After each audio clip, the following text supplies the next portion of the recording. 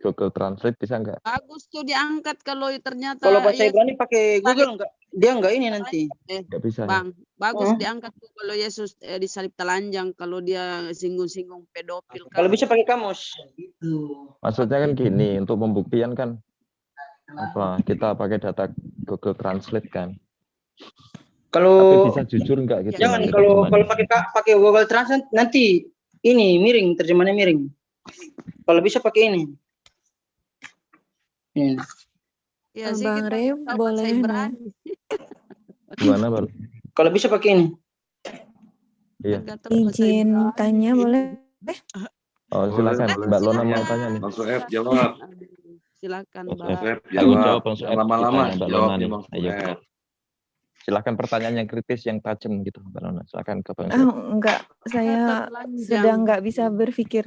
Saya cuman ini aja sih sebenarnya. Maksudnya gini, maksud saya tanpa mengurangi rasa hormat kepada guru-guru saya. Apa poinnya misalnya kalau kita membahas tentang keterlanjangan Yesus yang disalib itu gitu. Saya pengen tahu urgensinya apa gitu, Ustadz. Kalau saya sih, saya juga nggak. Sebetulnya kalau saya pribadi sih nggak mau. Kalau saya itu, cuman karena. Ya kalau saya ya, kejujuran LA ini dikemanakan gitu. Iya, kejujurannya itu. Terus? Kenapa nggak diterjemahkan secara jujur? Jadi kita mau ibaratnya mau ini ya, pelurunya diarahkan ke LAI-nya gitu ya.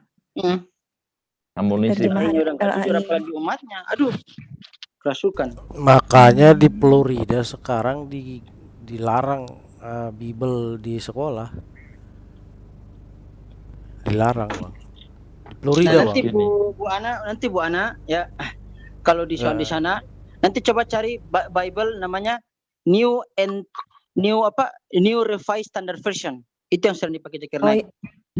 Saya selalu online itu, brother. Saya selalu buka. Maksudnya saya memang selalu pakai yang Bible Hub, Bible Gateway ya. Di sana banyak version. Kita bisa klik aja biblegateway.com. Oke, sip.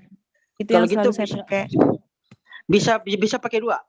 New International Revised Standard Version sama George Lamsa. Kalau George Lamsa saya belum pernah. Saya biasanya pakai internasional. Ya, kalau George Lamsa itu pijakannya ke teks spesitan berbahasa Aramaik. Terjemahannya bagus, agak jujur ya. Versi Batak aja, lebih. Iya, soalnya saya pernah. Saya pernah main ke Batak. Nah ini kalau versus Singapura ya kan. Kalau Bu Ana pengen tahu bentuk kodeksnya seperti apa, aku tunjukin ya. Bentar. 2010 silaper mending ini pakaian. Yang George Lamsa ya. Nah, itu si Tompel, kenapa diam si Tompel tuh? Yang pura-pura buta loh, benar. Gini, maksud saya gini, sekali lagi tanpa mengurangi rasa hormat, karena memang kita meyakini bahwa Yesus yang disalib kan bukan Yesus sebelum penyaliban. Ketika misalnya topik tanda petik ke perbuatan para penyalib waktu itu yang mempermalukan Yesus yang disalib itu sampai begitunya, itu kan memang tidak manusiawi gitu ya maksud saya.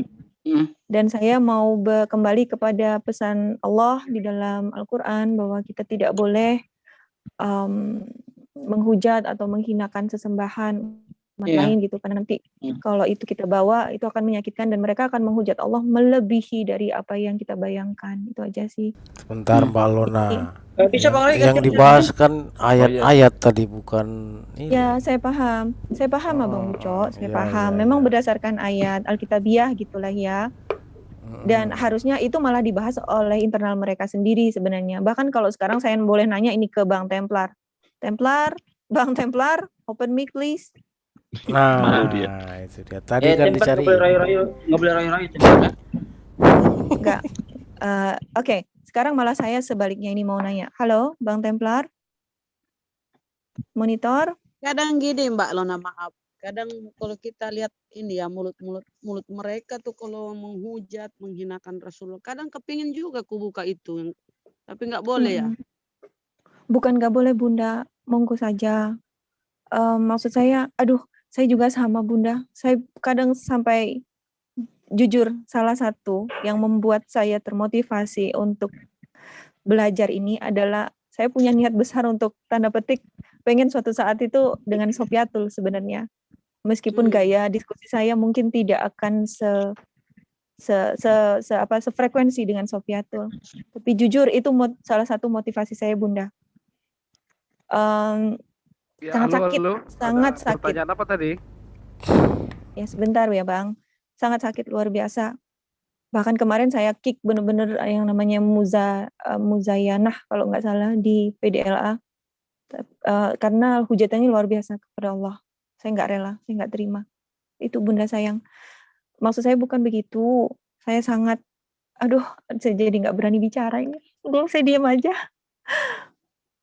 Nggak apa-apa. Kalau kayak saya menyikapi mengenai dalil Al-Quran tadi, Mbak Luna ya, saya ambil garis yang ini. Kita tidak boleh memperdengarkan kuping kita atas karunia Allah ya, pemberian kenikmatan dari Allah. Itu yang sehat pendengaran kita itu Bye, untuk have a good night. mendengarkan hujatan-hujatan kepada Allah, Al-Quran dan Rasul. Iya, Gitu. Ustaz. Saya mohon Kalau maaf ya.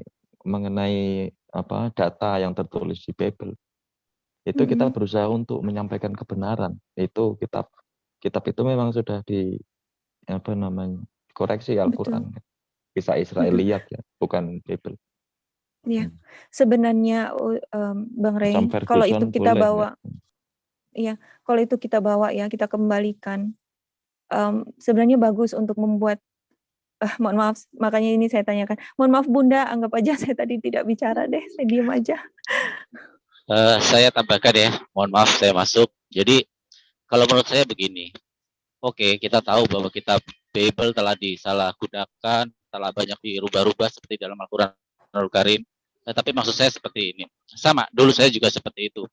Saya pengen sisi jelek mana sih yang bisa kita ungkap untuk mengalahkan mereka gitu. Tetapi saya justru sekarang berpikir, kalau kita tahu impact-nya, jadi kita memperhitungkan impact-nya. Kita tahu bahwa kitab itu dirubah, tetapi ketika kita menyentuh sisi yang walaupun itu adalah kebenaran, tapi itu tanda petik adalah menghujat bagi mereka, tentu impact-nya adalah menghujat kepada Allah dan Muhammad SAW, kepada agama kita. Nah, kenapa kita tidak menghindari hal-hal debat seperti itu? Bagaimana kalau kita mematahkan secara logika saja argumentasi mereka? Jadi artinya kita tahu kitab mereka sudah dirubah-rubah, tapi jangan sisi yang memang saya pikir nggak mungkin lah. Walaupun itu bukan Isa yang di ini, nggak mungkin lah sampai seperti itu gitu loh. Itu kan karangan-karangan sendiri. Jadi kita memperhitungkan impact-nya. Benar kata Mbak Lona tadi bahwa impact-nya nanti pasti akan menghujat Allah. Kita apa rela Allah dihujat. Jadi daripada kita dari sisi yang menampilkan sisi-sisi yang nanti impact-nya menghujat kepada Allah, apakah nggak lebih baik kita mempunyai jalan yang lain dengan meminimalkan untuk hujatan kepada agama kita dengan cara mengalahkan argumentasi yang elegan gitu. Kita semua bisa lah tahu semua seperti apa kitab kekristenan. Tetapi jika kita mengalahkan secara elegan, secara logika, saya pikir lebih aman buat ini. Kita tidak mendengar hujatan dan cara mengalahkan kita, saya yakin cara mengalahkan mereka, saya yakin netizen juga akan lebih appreciated terhadap hal-hal seperti itu.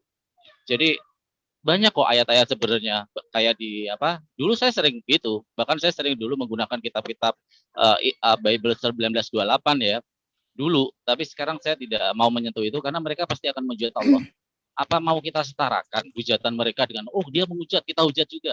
Ya sama saja, apa yang lebih baik daripada mereka? Kita kan sama saja sama mereka berarti. Jadi artinya saya setuju dengan Mbak Lona, ayolah kita grow up. Kalau mereka masih kayak gitu biarkan. Ya, Nabi Allah Muhammad SAW ketika masuk Islam banyak umatnya yang masuk Islam gara-gara apa? Gara-gara ketika dihina dia tidak balas menghina. Justru di situ orang akan tersentuh nuraninya. Terus kalau kita kaitkan dengan kisah bagaimana Nabi Ibrahim alaihissalam ketika dia memberi makan dan ada seorang kafir yang minta makan kepada Nabi Ibrahim dan ditolak. Apa kata Allah? Ditegurlah Nabi Ibrahim. Kenapa kamu nggak memberi makan? Dia kafir ya Allah. Aku aja memberikan, kata Allah ya, Allah memberikan makan kepada semua makhluknya. Di situ Nabi Ibrahim sadar dan esok harinya dia memberi makan kepada orang kafir itu. Dan apa yang terjadi? Orang kafir itu malah bilang, kenapa sikap kamu berubah? Allahku, Tuhanku menyuruh untuk tidak membeda-bedakan dan memberi makan kepadamu. Dan alhamdulillah orang itu malah masuk Islam. Artinya memang kalau di dalam perdebatan, diskusi yang berhubungan dengan sisi-sisi internal ya, dengan pihak yang berseberangan dengan kita, sisi adab itu yang lebih diutamakan dan akan lebih menyentuh mereka. Kita nggak mau mengalahkan mereka dan nggak mau mempermalukan mereka. Biarlah justru sisi nurani mereka yang tersentuh. Itu aja sih tambahan ya. Mohon maaf. Silakan. Oke, ya nggak apa-apa. Ya, Jelas boleh. ada perintahnya itu, berdebatlah dengan baik. Ya, banyak Boleh, setujunya saya. Berarti begini, Bang Farhan, sering-sering masuk ke sini. Kita Iya. bikin lah. Jadi Boleh, dari role saya model sedikit. di grup Halo. sini, di Zoom. Halo, selamat malam. Izin bergabung. Ya. Bang Tomit. Mohon izin, saya kebetulan Kristen. Oh iya, silakan. Silakan, Bang. Tadi saya sedikit mau menanggapi pernyataan Bang Farhan. Tadi kalau tidak salah dengar, saya bilang katanya, oh ya kita sebenarnya sudah mengetahui bahwa Alkitab sudah dirubah-rubah. Kalau boleh tahu, dalam hal ini itu perbandingan seperti apa yang diambil dalam perubahan seperti ini itu, apakah perbandingan dengan Al-Quran atau seperti apa? Oke. Akhir kata silahkan. Oke, saya jawab ya. Iya, Satu dari sisi historical. Ketika Bait El ya dihancurkan oleh Nebukadnezar, itu semua kitab-kitab dibakar semua dan semua diangkut ke Babilonia untuk dijadikan budak. Penulisan Bible yang menjadi rujukan Bible sekarang itu ditulis oleh Ezra. Itu posisinya Ezra bukan di Israel, tetapi di Babilonia, di dalam pengasingan. Dan di dalam pengasingan itu banyak bertebaran cerita-cerita cerita-cerita kepaganan. Mohon maaf ini ya, itu dari sisi historical dan saya bisa membuktikan itu. Sisi yang kedua, kenapa dirubah-rubah? Saya kasih contoh saja satu ayat yang memang sangat fundamental. Pertama, yaitu adalah ketika di Lukas 1 ayat 3 jelas dikatakan apa? Penyelidikan saya. Ya, menurut penyelidikan saya meyakini gini ya, dan saya mengambil parameter KBBI. Di sana jelas dikatakan penyelidikan berarti memasukkan pemikiran atau opini, perspektif daripada Lukas untuk menceritakan Bible itu. Artinya ini bukan firman Allah, bukan firman Tuhan, tetapi penyelidikan berarti mempunyai sudut pandang. Sedangkan Al-Qur'an kitab suci tidak ada sudut pandang dari sudut pandang manusia. Siapa yang bisa menggantikan sudut pandang Tuhan? Itu satu ayat aja. Sebenarnya masih banyak ya. Oke, cukup. Kita lanjutkan ke historical ya. Historical seperti apa yang Bapak pahami tentang Bible, Pak? Tentang Injil? Oke, sekarang dari Torah aja dulu ya. Septuaginta ketika dituliskan 72 para rabi-rabi itu dibuat ratusan tahun setelah Musa tidak ada. Itu yang pertama. Terjadi sebuah gap waktu yang begitu panjang. Itu yang pertama. Yang kedua, saat itu terjadi sebuah nilai-nilai politis untuk penulisan kembali. Karena apa? Ingat Septuaginta diinisiatifi oleh Raja Yunani saat itu, yang menjajah saat itu masih dijajah oleh Yunani di Israel itu. Artinya ketika terjadi gap masa yang begitu panjang, terjadi perubahan-perubahan. Itu sisi historikalnya. Di samping ketika itu terjadi Septuaginta hancur lagi ketika Bait El dihancurkan, semua kitab-kitab dibakar, terjadi penulisan ulang yang dilakukan oleh Ezra. Itu kitab Musa Pak ya? Kitab para nabi ya? Atau kitab yang mana? Yang Bapak ceritakan bro. Oke, pertama dari Torah dulu lah. Iya, ini Torah ya. Torah itu kan di dalam diyakini adalah penulisan sendiri oleh Nabi Musa. Betul kan? Tetapi bayangkan di dalam kitab Torah itu dituliskan kematian Nabi Musa. Apakah mungkin orang menuliskan kematiannya sendiri? Iya, obituari. Masuk akal nggak? Mungkin dibikin sendiri. Eh, esensi Nah, utama. Sebentar. Jadi artinya penulisannya apa yang dilakukan, hukum-hukum yang diturunkan Musa itu telah terjadi penulisan ulang. Ya, Itu telah kira-kira tahun terjadi. berapa menurut Bapak itu, Pak? Septuaginta, aduh saya maaf ya, saya lagi di jalan, benar-benar saya lagi arah ke Pekanbaru, jadi saya di jalan. Data-data sebenarnya di laptop saya komplit ya. Dan kalau tahun-tahun saya nggak hafal, jujur. Tetapi kalau secara kontekstual, secara ini, itulah sejarahnya seperti itu. Oke. Tapi Bapak percaya tidak bahwa apa yang tertulis itu benar adanya? Dari sudut pandang mana? Yang tertulis mana maksudnya? Dari sudut pandang Bapak, bahwa yang tertulis di dalam Torah itu benar adanya atau tidak? Yang ditulis itu adalah kejadian atau peristiwa-peristiwa yang sungguh-sungguh terjadi atau bukan menurut Bapak? Benar terjadi, karena di dalam Al-Quran pun ada yang sama dengan Taurat. Terus yang kedua, kenapa dirubah-rubah? Kenapa umat Islam meyakini? Karena umat Islam tidak mengatakan Al-Quran itu tidak mengatakan palsu. Ya, ingat, tidak mengatakan palsu, tetapi telah dirubah dan ditambahi. Itu ada di dalam Al-Quranul Karim. Artinya kalau Bapak bandingkan dengan Al-Quran, lebih benar yang di Al-Quran begitu ya, Pak? Ya, saya yakin, karena ini sudut pandang internal ya Pak, ya, mohon maaf ya, sudut pandang internal. Bapak pasti meyakini Bible lebih benar. Tetapi kami umat Muslim meyakini itu. Makanya saya tadi keluar pernyataan seperti itu. Biarlah terjadi perbedaan, tetapi untuk meyakini, membuktikan kebenaran itu dilakukan sebuah komparasi dengan apa yang terjadi. Dan di dalam kitab itu sendiri. Oke, kita sebentar. Sebagai contoh, terjadi perubahan-perubahan, perbedaan yang bersifat eksak, yaitu bersifat angka. Apakah angka itu bisa mengikuti perspektif? Contoh, terjadi sebuah jumlahnya di ayat ini, di kitab ini sekian. Padahal penceritaan peristiwa yang sama. Apakah sebuah eksak bisa diperspektifkan? Kan nggak bisa. 3 ya 3. Siapapun yang mengatakan kalau itu 3 ya 3. Tetapi ternyata ada perbedaan eksak. Dan itu sangat fundamental menurut saya.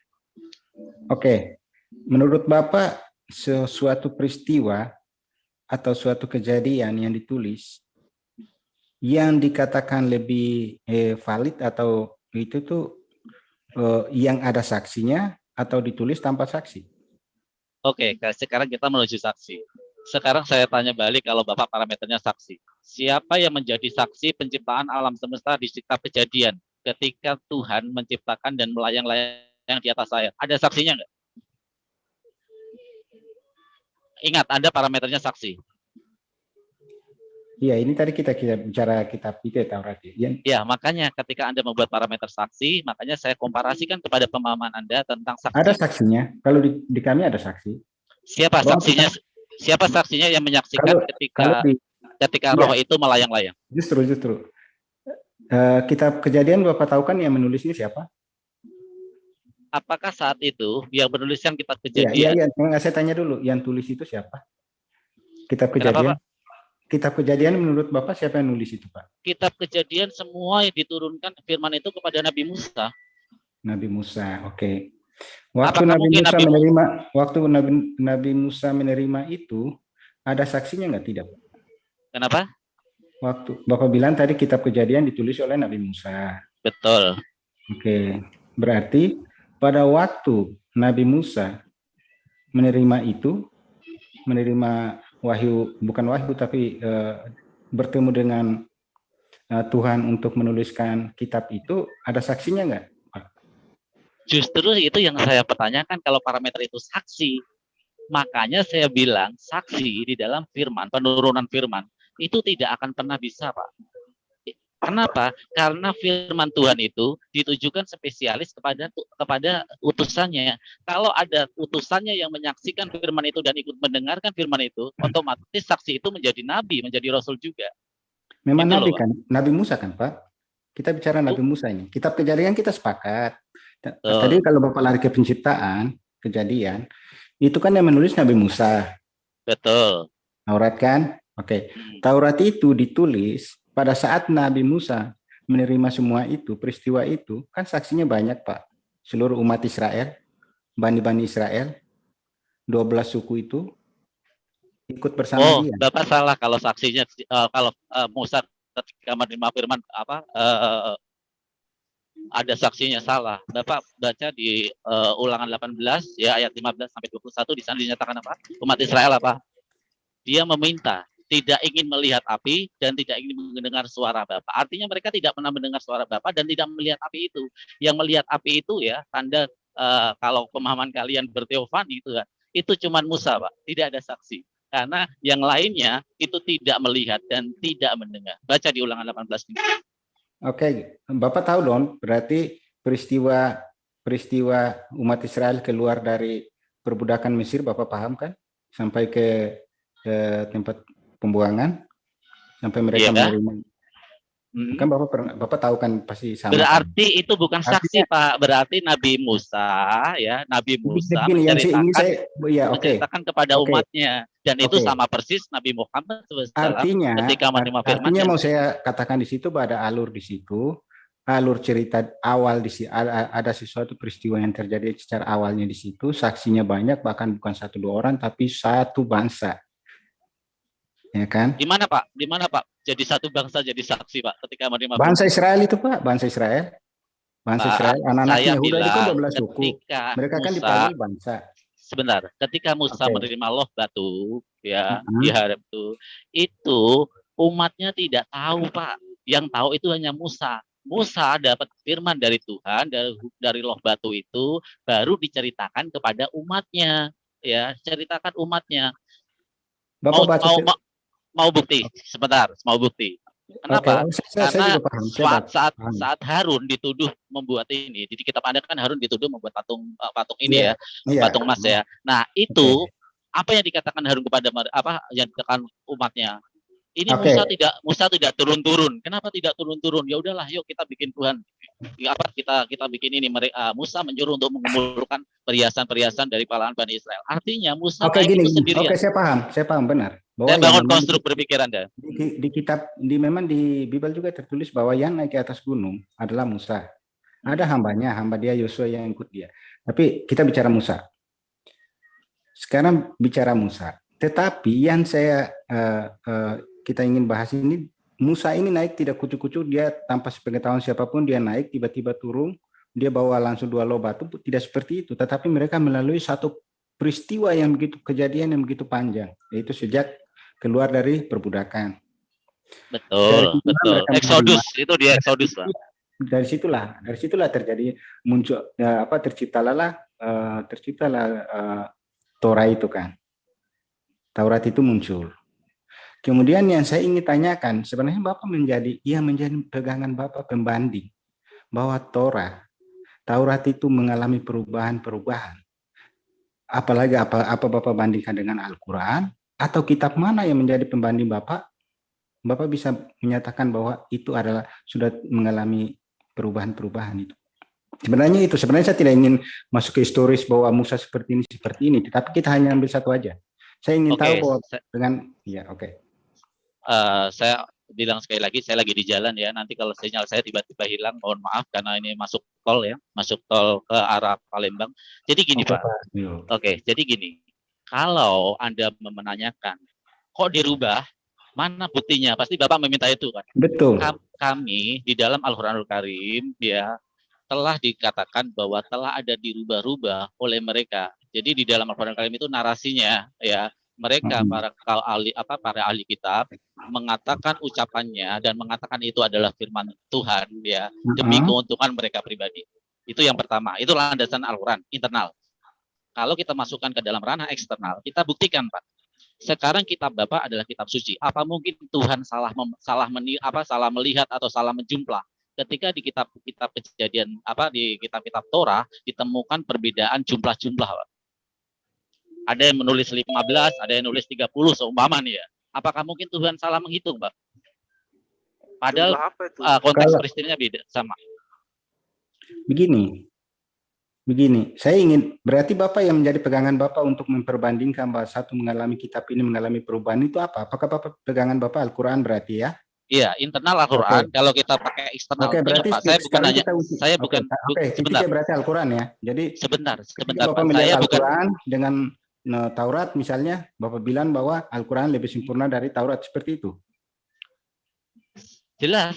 Dan Bapak Oke. pasti akan mengatakan Bible lebih benar. Nah, Nah, dari iya benar. Karena klaim tadi itu saya bilang, tadi pertama saya tanya Bapak kan, sesuatu yang dikatakan, sebentar suatu Pak, tulisan sebentar Pak. atau apapun Jangan kejadian yang dikatakan valid itu mohon maaf ketika ada Pak. saksi. Mohon maaf Ya Pak, kan? jangan memotong narasi dulu ya Pak ya. Pelan-pelan. Saya jelaskan dulu karena ini kan pertanyaan Anda dan saya menjawab. Ketika menjawab tolong dikasih sebelum saya silakan Bapak nggak bicara. Karena itu akan Oke. memotong narasi saya Pak. Bapak Oke, yang bertanya loh. Kecuali Oke, Bapak Pak. yang menjawab ya. Oke. Bisa? Oke, lanjut Pak. Oke, boleh. Oke. Jadi saya kasih ini analogi aja. Ketika sebuah buku muncul baru, ya sebuah buku muncul baru dan merevisi buku yang lama, ya buku yang lama dengan memberikan sebuah bukti-bukti terjadi sebuah perbedaan-perbedaan. Nah, perbedaan-perbedaan itu kan harus dipertanggungjawabkan, Pak. Ya, harus ada pembuktian secara eksternal, bukan secara klaim internal. Al-Quran bukan hanya mengklaim secara internal, Pak, tapi kita bisa menunjukkan bukti-bukti dari perubahan itu. Apa? Sebagai contoh, sebenarnya data saya banyak. Sebagai contoh, di dalam Perjanjian Lama ada ayat-ayat ya yang secara jumlah, secara eksak atau angka itu berbeda. Yang saya tanya, kalau perspektif mungkin masih bisa kita berasumsi liar ya, tetapi kalau angka itu tidak bisa diasumsikan, Pak. Jumlah seumpama 15 ya pasti 15, dipandang sudut perspektif manapun 15. Tetapi ini ada jumlah yang secara eksak berbeda dari ayat 1 dan ayat lainnya. Nah, apakah ini Tuhan lupa menghitung atau Tuhan salah dalam menghitungnya? Jelas ini terjadi perspektif manusia yang berbeda. Ketika perspektif manusia berbeda dan memasuki kitab suci, artinya di sana ada pemikiran manusia yang masuk ke dalam kitab suci itu. Ingat, di dalam KBBI, makna kitab suci adalah firman dari Tuhan. Artinya terlepas semua dari perspektif-perspektif dari manusia. Penulisnya maksudnya, ya Pak ya.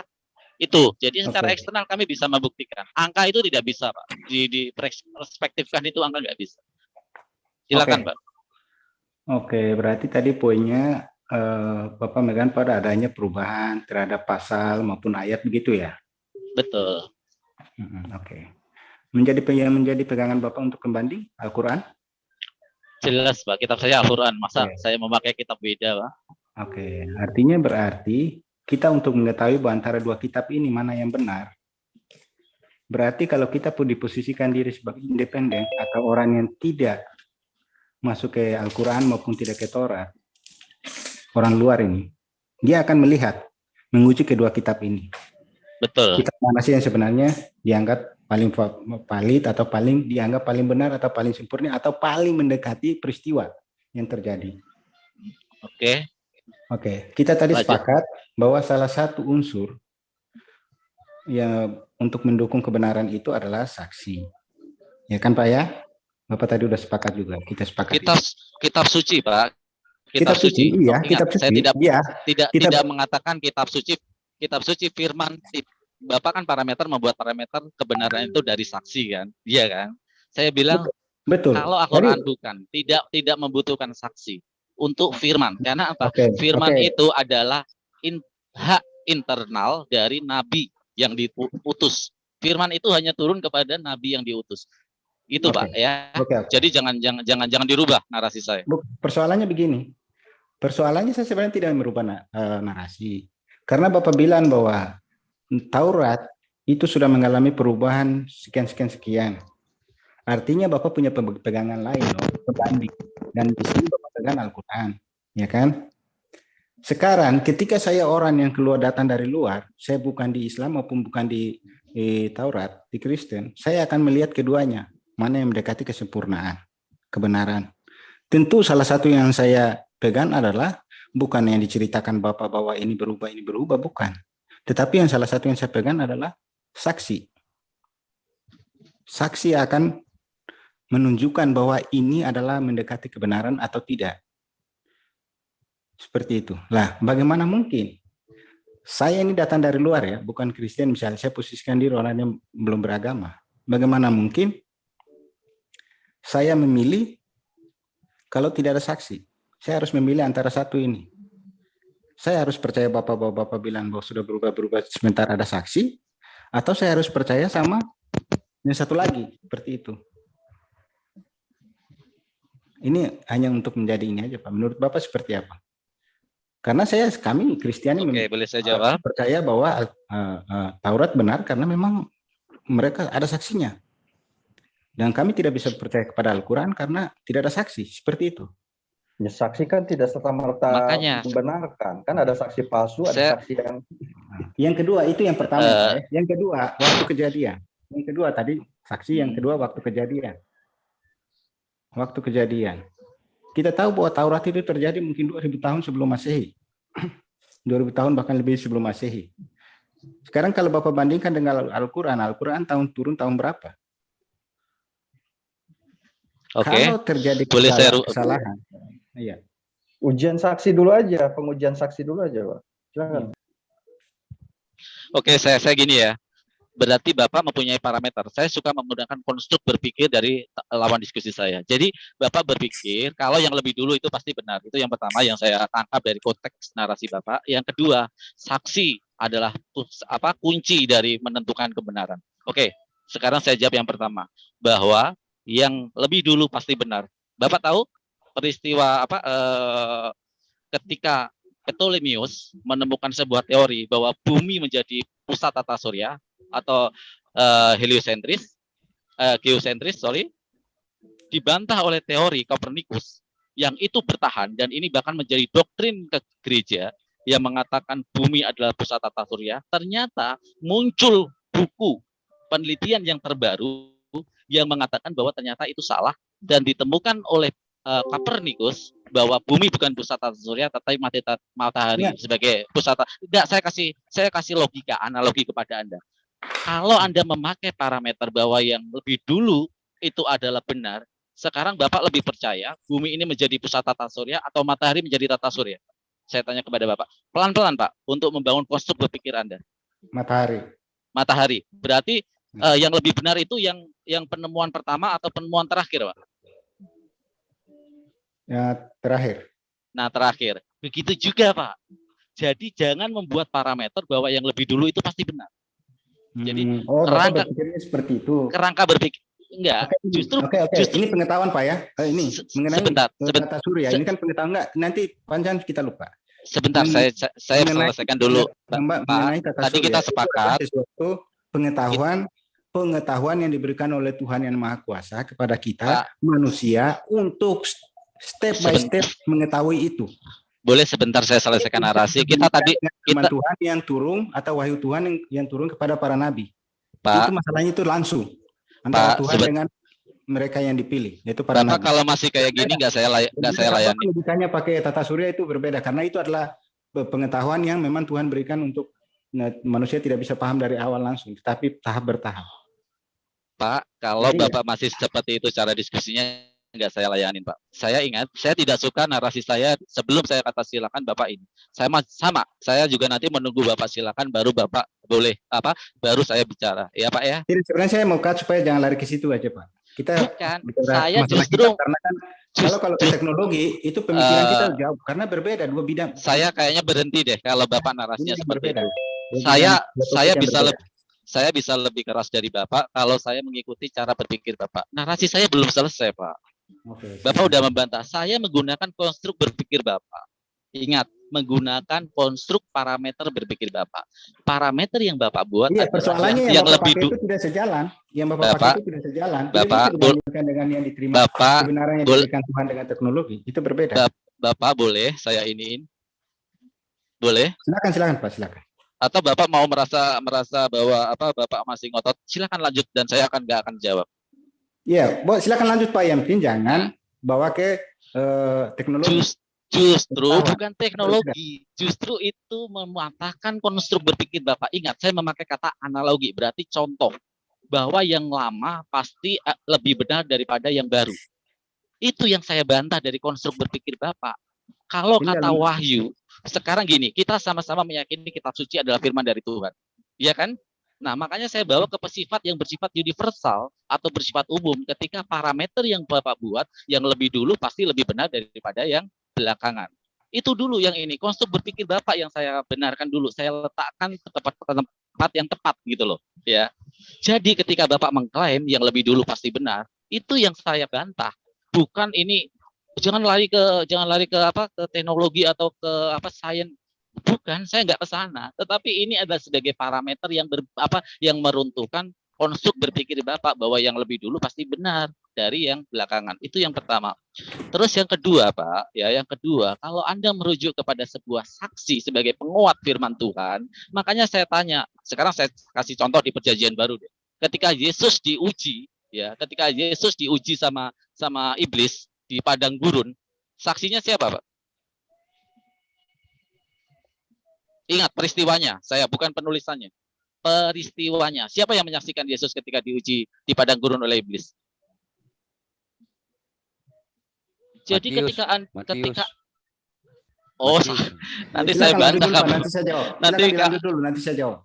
Bunuh diri nanti kamu menjawab Matius. Silakan. Jadi Silakan ketika peristiwa itu terjadi berarti saksi tidak dibutuhkan.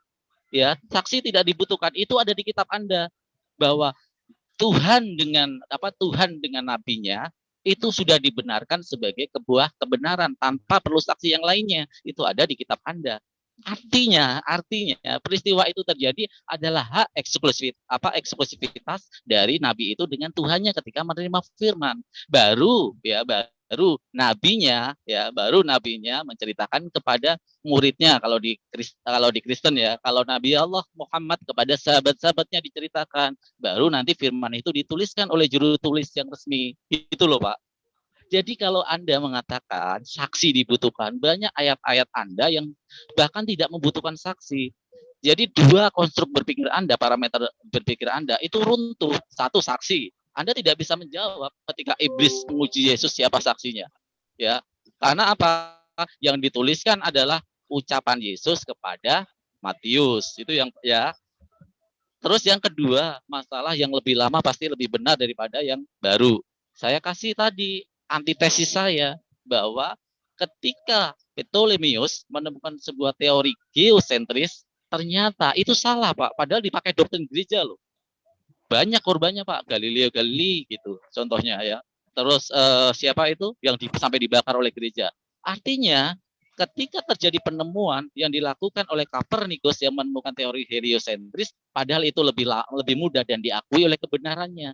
Jadi tidak selamanya yang lama itu pasti benar, yang baru itu pasti salah, gitu loh. Itu saya mematahkan konstruk berpikir Anda. Itu namanya antitesis saya. Silakan Pak, dilanjut Pak.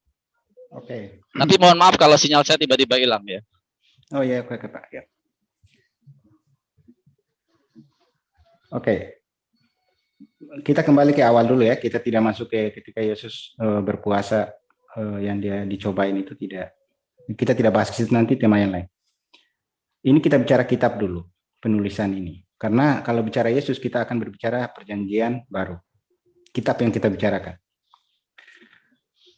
Sekarang kalau Bapak bilang bahwa kitab Taurat itu kedua tidak memungkinkan bahwa baik waktu kejadian maupun saksi tidak menjadi tolak ukur utama.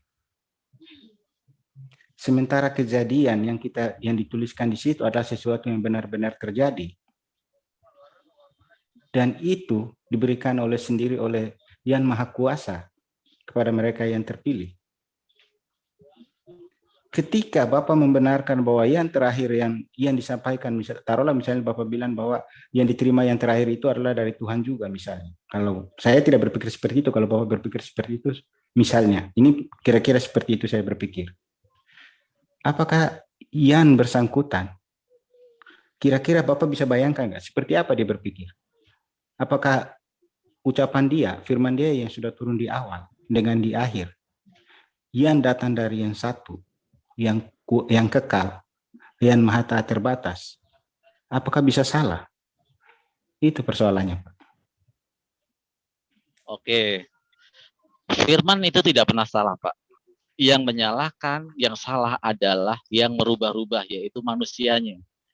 Jadi kalau Bapak bilang, kalau gitu, kalau yang menurunkan adalah Tuhan yang sama antara Taurat dan Al-Quran, ya, bahwa ada perubahan, apakah Tuhan itu salah? Bukan seperti itu konstruk berpikirnya. Anda salah mengkonstruksikan argumen Anda. Jadi gini, ketika saya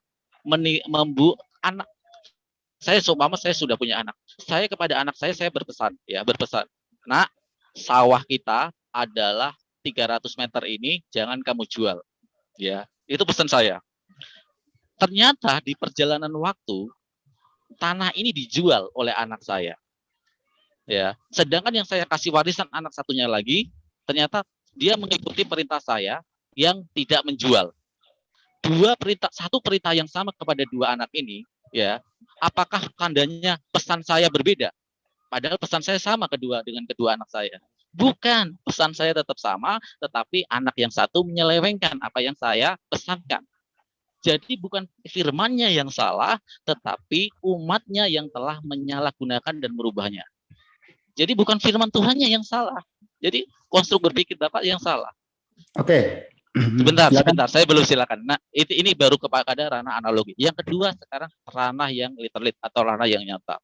Saya sudah mengatakan, ketika saya bawa ayat perbedaan dalam kata-kata kalimat, itu Anda bisa berasumsi dengan itu beda perspektif, oke. Tetapi ketika angka, Pak, ada perbedaan angka di kitab perjanjian lama, ya jumlah-jumlah kayak jumlah kuda berbeda, banyak bukti-bukti yang ada. Cuman saya lagi di jalan ya. Apakah jumlah ini bisa seumpama saya gini, tiket masuk untuk ke Taman Mini 7.500. Semua berlaku 7.500, tulisannya 7.500. Ketika ada orang yang menuliskan berbeda 8.500, pasti ada yang salah dan ada yang benar, Pak. Betul nggak? Karena eksak. Nah, ketika itu ada di kitab suci, berarti ada yang salah dan ada yang benar. Ketika kitab suci memuat ada yang salah, yang ada yang benar, berarti telah dirubah-rubah. Apakah mungkin Tuhan salah dalam menuliskan angkanya?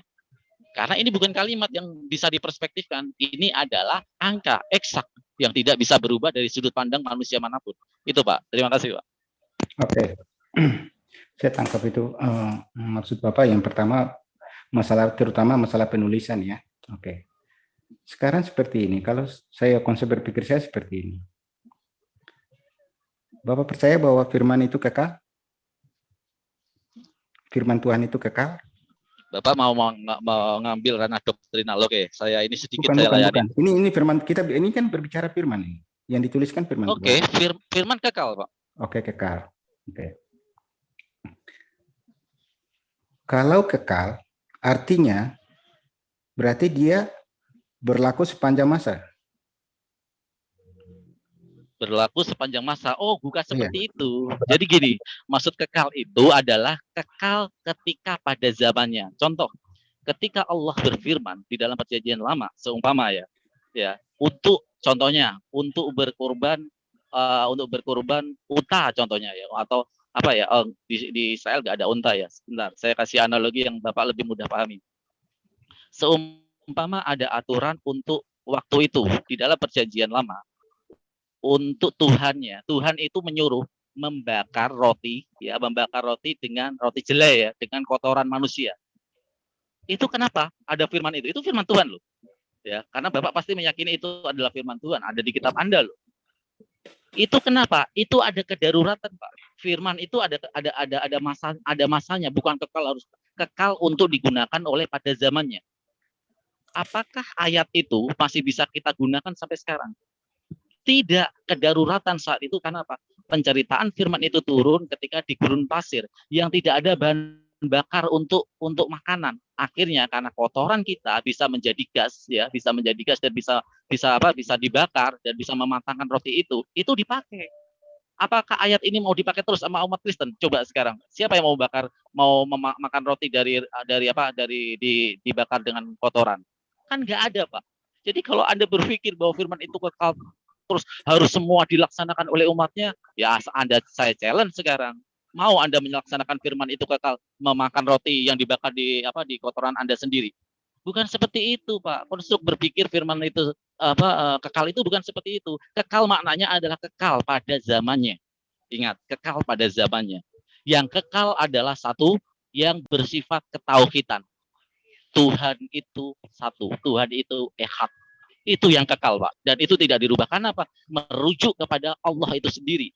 Firman itu ditujukan kepada diri Allah sendiri, diri Tuhan sendiri. Itu kekal. Karena Tuhan itu kekal. Tetapi perintah-perintahnya itu disesuaikan atau syariat dalam Islam itu ditentukan kepada zamannya di umatnya. Nabi-nabi itu diutus. Seperti itu harusnya konstruk berpikir Bapak gitu loh ya.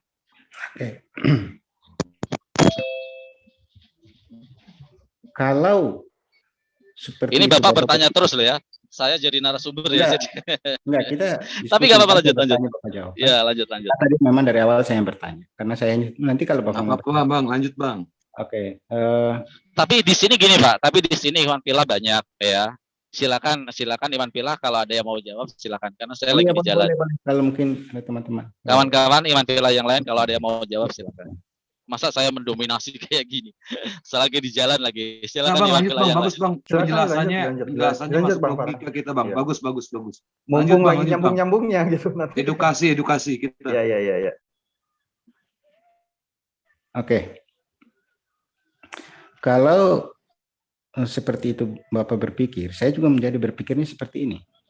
Kalau Tuhan sudah berfirman dan itu sudah menjadi sebuah ajaran atau sudah menjadi satu kitab kehidupan, kitab yang pedoman kehidupan yang sudah dikasih.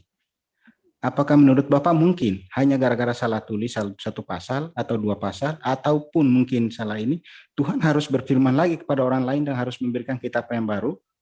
Seperti itu Bapak berpikir? Oke, saya jawab ya.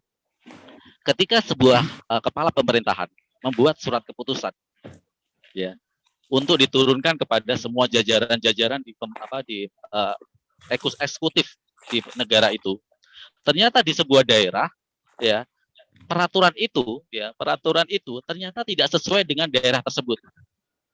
Ya. Maka peraturan itu SK itu pasti akan mendapatkan spesialisasi. Contoh Aceh terjadi hukum syariat Islam karena disesuaikan.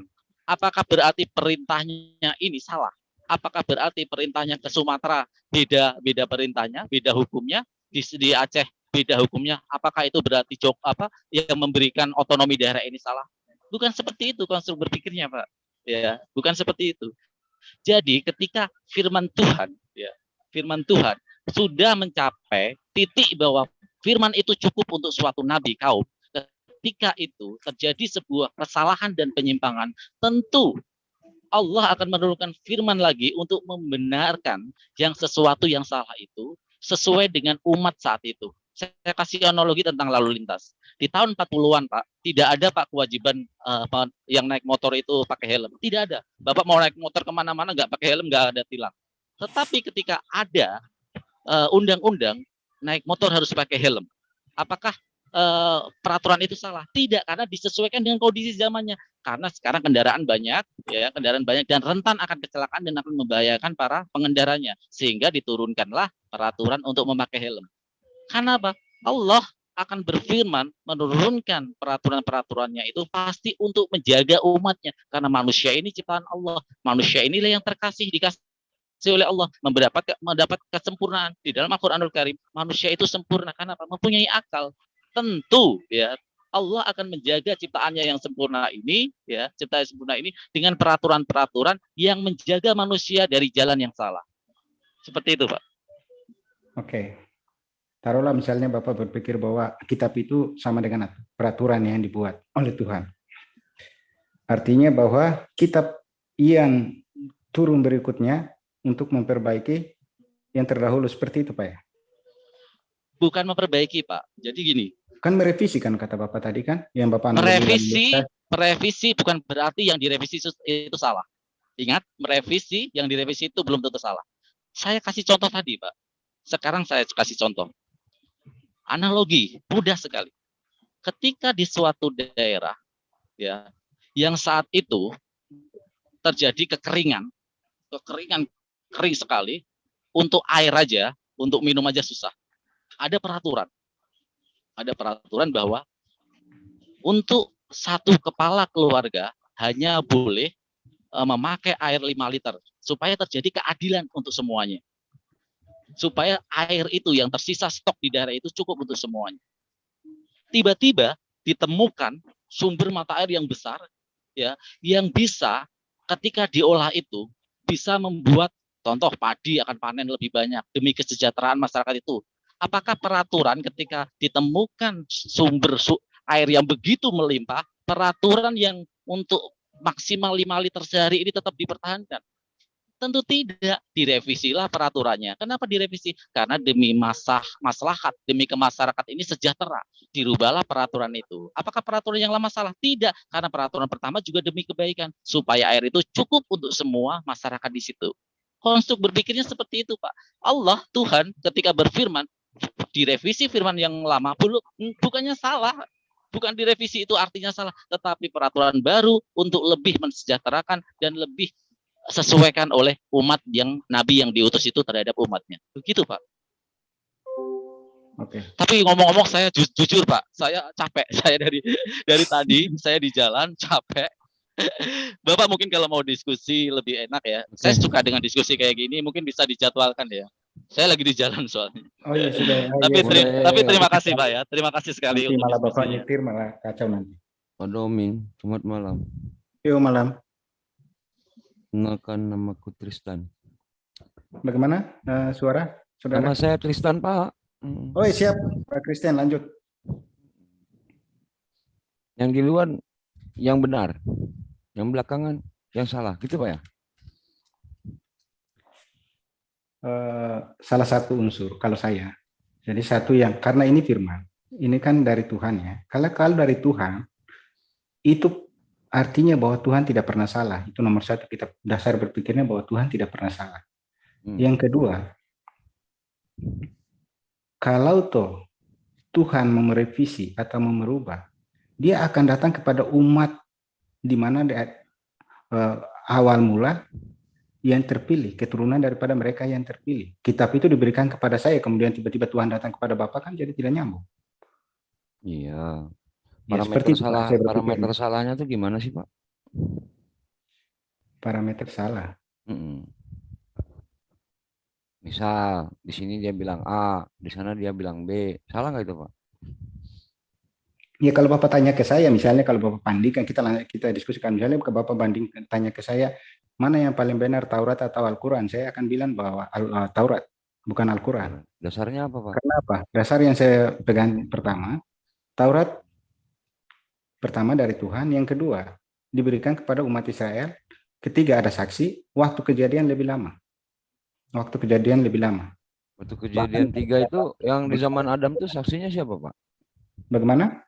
Zaman Adam itu, zaman Adam ketemu dengan Tuhan di situ. Oke, ini tadi sudah dibicarakan terdahulu, mungkin Bapak kurang nyimak. Saksinya siapa? Bahwa kalau mengenai kejadian penciptaan segala macam, itu kan yang tuliskan Nabi Musa. Saksinya? Nabi Musa. Nabi Musa ketika dipilih Tuhan itu melewati beberapa tahap peristiwa, yaitu masalah pembebasan perbudakan oleh bangsa Mesir terhadap bangsa Israel. Ya. Dari situlah mereka mendapatkan hukum Taurat itu, kitab Taurat itu lahir. Ya oke. Sampai di sini Bapak paham ya Pak? Jadi ada satu kejadian, ada peristiwa mengawali lahirnya kitab itu. Jadi kita tidak berbicara bahwa saksinya siapa.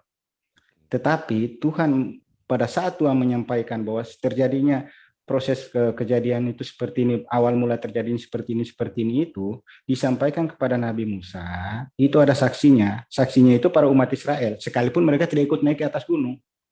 Tetapi mereka sungguh-sungguh menyaksikan dan mereka merencanakan bahwa mereka juga menunggu sampai sekian lamanya yang tadi Bapak itu singgung bahwa sampai Harun membuat patung emas itu. Artinya bahwa memang ada satu persiapan, ada peristiwa yang begitu panjang dan semua saksi itu bukan 1-2 orang tapi satu bangsa. Pak, kepanjangan. Bapak percaya nggak di darat, di laut, di udara, binatang-binatang, semua binatang makan daun-daunan yang hijau, misal buaya, harimau makan rumput, buaya makan rumput, ular makan rumput atau daun-daunan yang hijau. Bapak percaya nggak? Ya percaya Pak. Hah? Maksudnya gimana Pak? Tadi saya malah nggak. Kenapa lari ke binatang? Saya bingung. Iya, saya nanya dulu nih. Bapak kan bilang tuannya nggak pernah salah nih. Karena saya jadi bingung. Kita bicara kitab kok. Iya, saya tanya dulu. Saya tanya dulu. Nanti saya nanti munculkan. Bapak Ya, percaya silakan, Pak. nggak buaya makan daun, ular makan daun, Kan burung sudah ada, pelikan, ular elang putih yang di laut itu kan makannya sudah ada, daun. jenis makanannya, Pak. Ada karnivora, Hmm. omnivora segala macam kan udah jelas itu, Pak, dari sananya. Jadi Jadi apa yang makan itu apa? kebenaran, Pak ya? Ini kebenaran karena memang terjadi. Beneran. Nah, sekarang Bapak dulu sekolahnya sampai mana, Pak? Bapak harimau buaya makan apa tadi, Pak? Kan karnivora Daun. kan? Ini Bapak baca ini.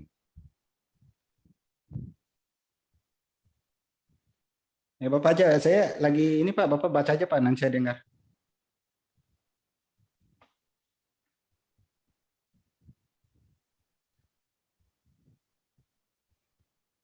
Pak, kita nggak lari ke kitab Kejadian loh Pak, kita berbicara proses terjadinya pengajaran atau kitab itu sendiri. Jadi saya tadi karena awal mula kita ada perdebatan mengenai Al-Quran dan kitab Taurat, itu yang saya bicarakan, saya tidak bicara per ayat. Kalau Bapak lari ke proses penciptaan itu perbedaan lah, itu mah nanti satu topik itu bisa panjang, kita nggak nyampe pagi juga nggak kelar. Jadi tidak usah lah Bapak tulis-tulis itu. Kok saya nggak boleh sih? Ada apa dengan saya? Kok nggak boleh sih? Nggak boleh. Nggak boleh ya? Iya, kalau Bapak mau diskusi dengan saya, kita kan tadi berbicara kitab, karena kan ada perubahan-perubahan ini. Jadi saya berbicara dua kitab ini, saya tidak bicara per ayat, per pasal, per kejadian. Ini Mbak ya. Ini saya mau nanya dikit aja nih. Tetapi kepada segala binatang di bumi, untuk segala burung di bumi, yaitu segala sesuatu yang ada napas hidup di dalam laut, makan daun-daunan yang hijau sebagai makanan. Ini gimana, Pak?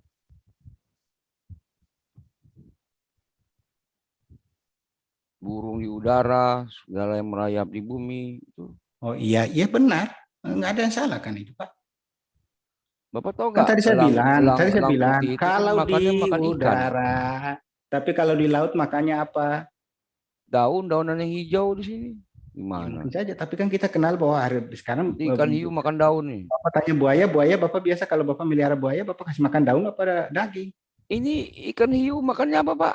Ikan hiu. Udah nggak usah lari ke sana Pak, itu panjang. Kita Bapak Bukan jawabannya panjang. Ini Bapak. Jadi gini, Pak. Saat berdiskusi, kata Yesus di Wahyu 21 ayat 8, pendusta masuk neraka, Pak. Kok larinya ke situ Pak? Jadi Iya. Bapak paling benar. Jadi Amsal Bapak 19 ayat 5, saksi dusta akan dihukum. yang saksi dusta itu siapa? Nah, Bapak sekarang saya bawa bukti. harus berkaca ke diri dulu. Saya bawa bukti. Saksi dusta. Bapak berkata, Tuhan tidak pernah salah. Betul. Ketika saya berkata ikan hiu makan daun, Bapak tidak berani menyalahkan Tuhan Bapak. Kok ikan hiu makan daun? Itu segala ada yang di laut makan daun-daun yang hijau. Kejadian Ayo. 66, Bang. Kejadian 66. Nah, makanya Pak, kalau diskusi itu jujur. Betul. Ya udah. Ya udah, kitab itu salah udah. Kok salah? Ya salah lah, orang makan hiu makan daun, udah ada aja. Mau yang lain, Pak? Terus Bapak bilang kitab yang mana yang benar? Yang kitab Yesaya atau kitab Terus menurut Ayub, Bapak kitab mana yang benar? Langit Bertiang atau Yesaya, ada Leviathan.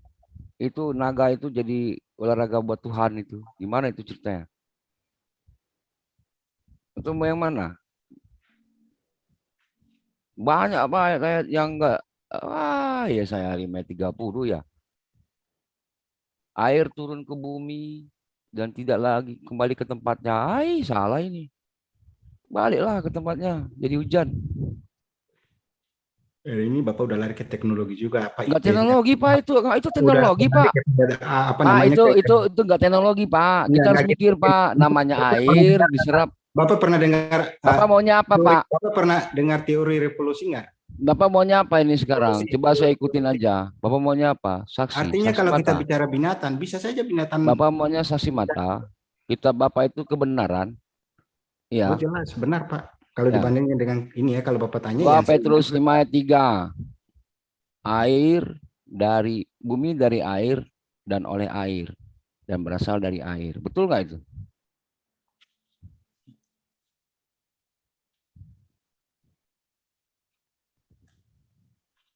Atau mau pakai Matius 7 ayat 10 sampai 20? Epilepsi disebabkan oleh roh jahat. Mau yang mana, Pak? Ya bisa saja, kenapa tidak, Pak? Hah? Kenapa tidak? Bapak ini sekolahnya di mana sih? Nah, kenapa tidak, Pak? Duh. Kalau menurut Bapak tahu Bapak nggak, Bapak epilepsi tahu nggak epilepsi itu apa?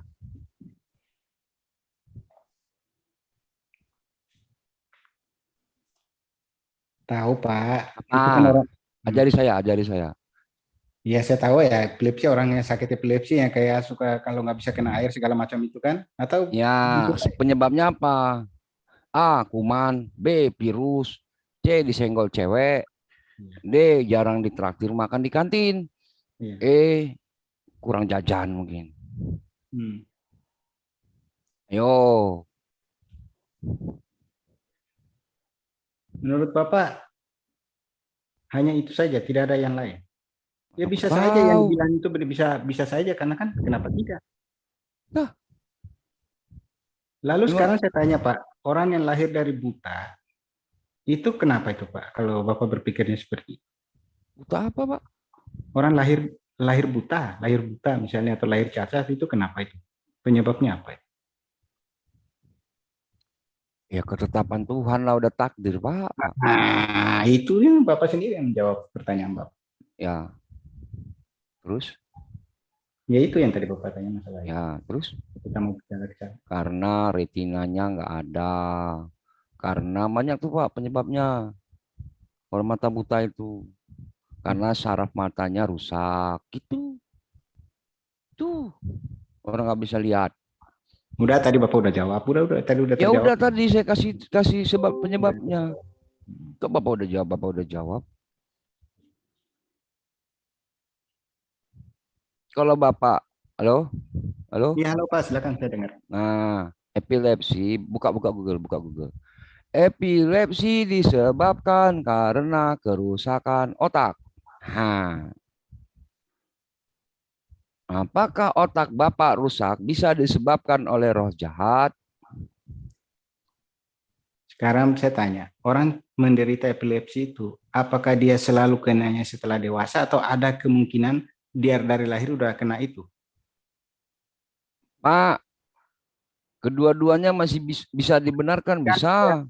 Ya, bisa dibenarkan, bisa. Bapak sudah jawab tadi kan. Iya, kalau ada di tengah-tengah tiba-tiba nih udah dewasa dia kena epilepsi gitu, kena gitu. Mas, kalau kita saraf otaknya rusak itu disebabkan roh jahat, Pak. Ya kenapa tidak? Kan makanya tadi saya tanya. Orang yang lahir buta, lahir cacat, tadi Bapak sudah jawab. Nah, kenapa tidak?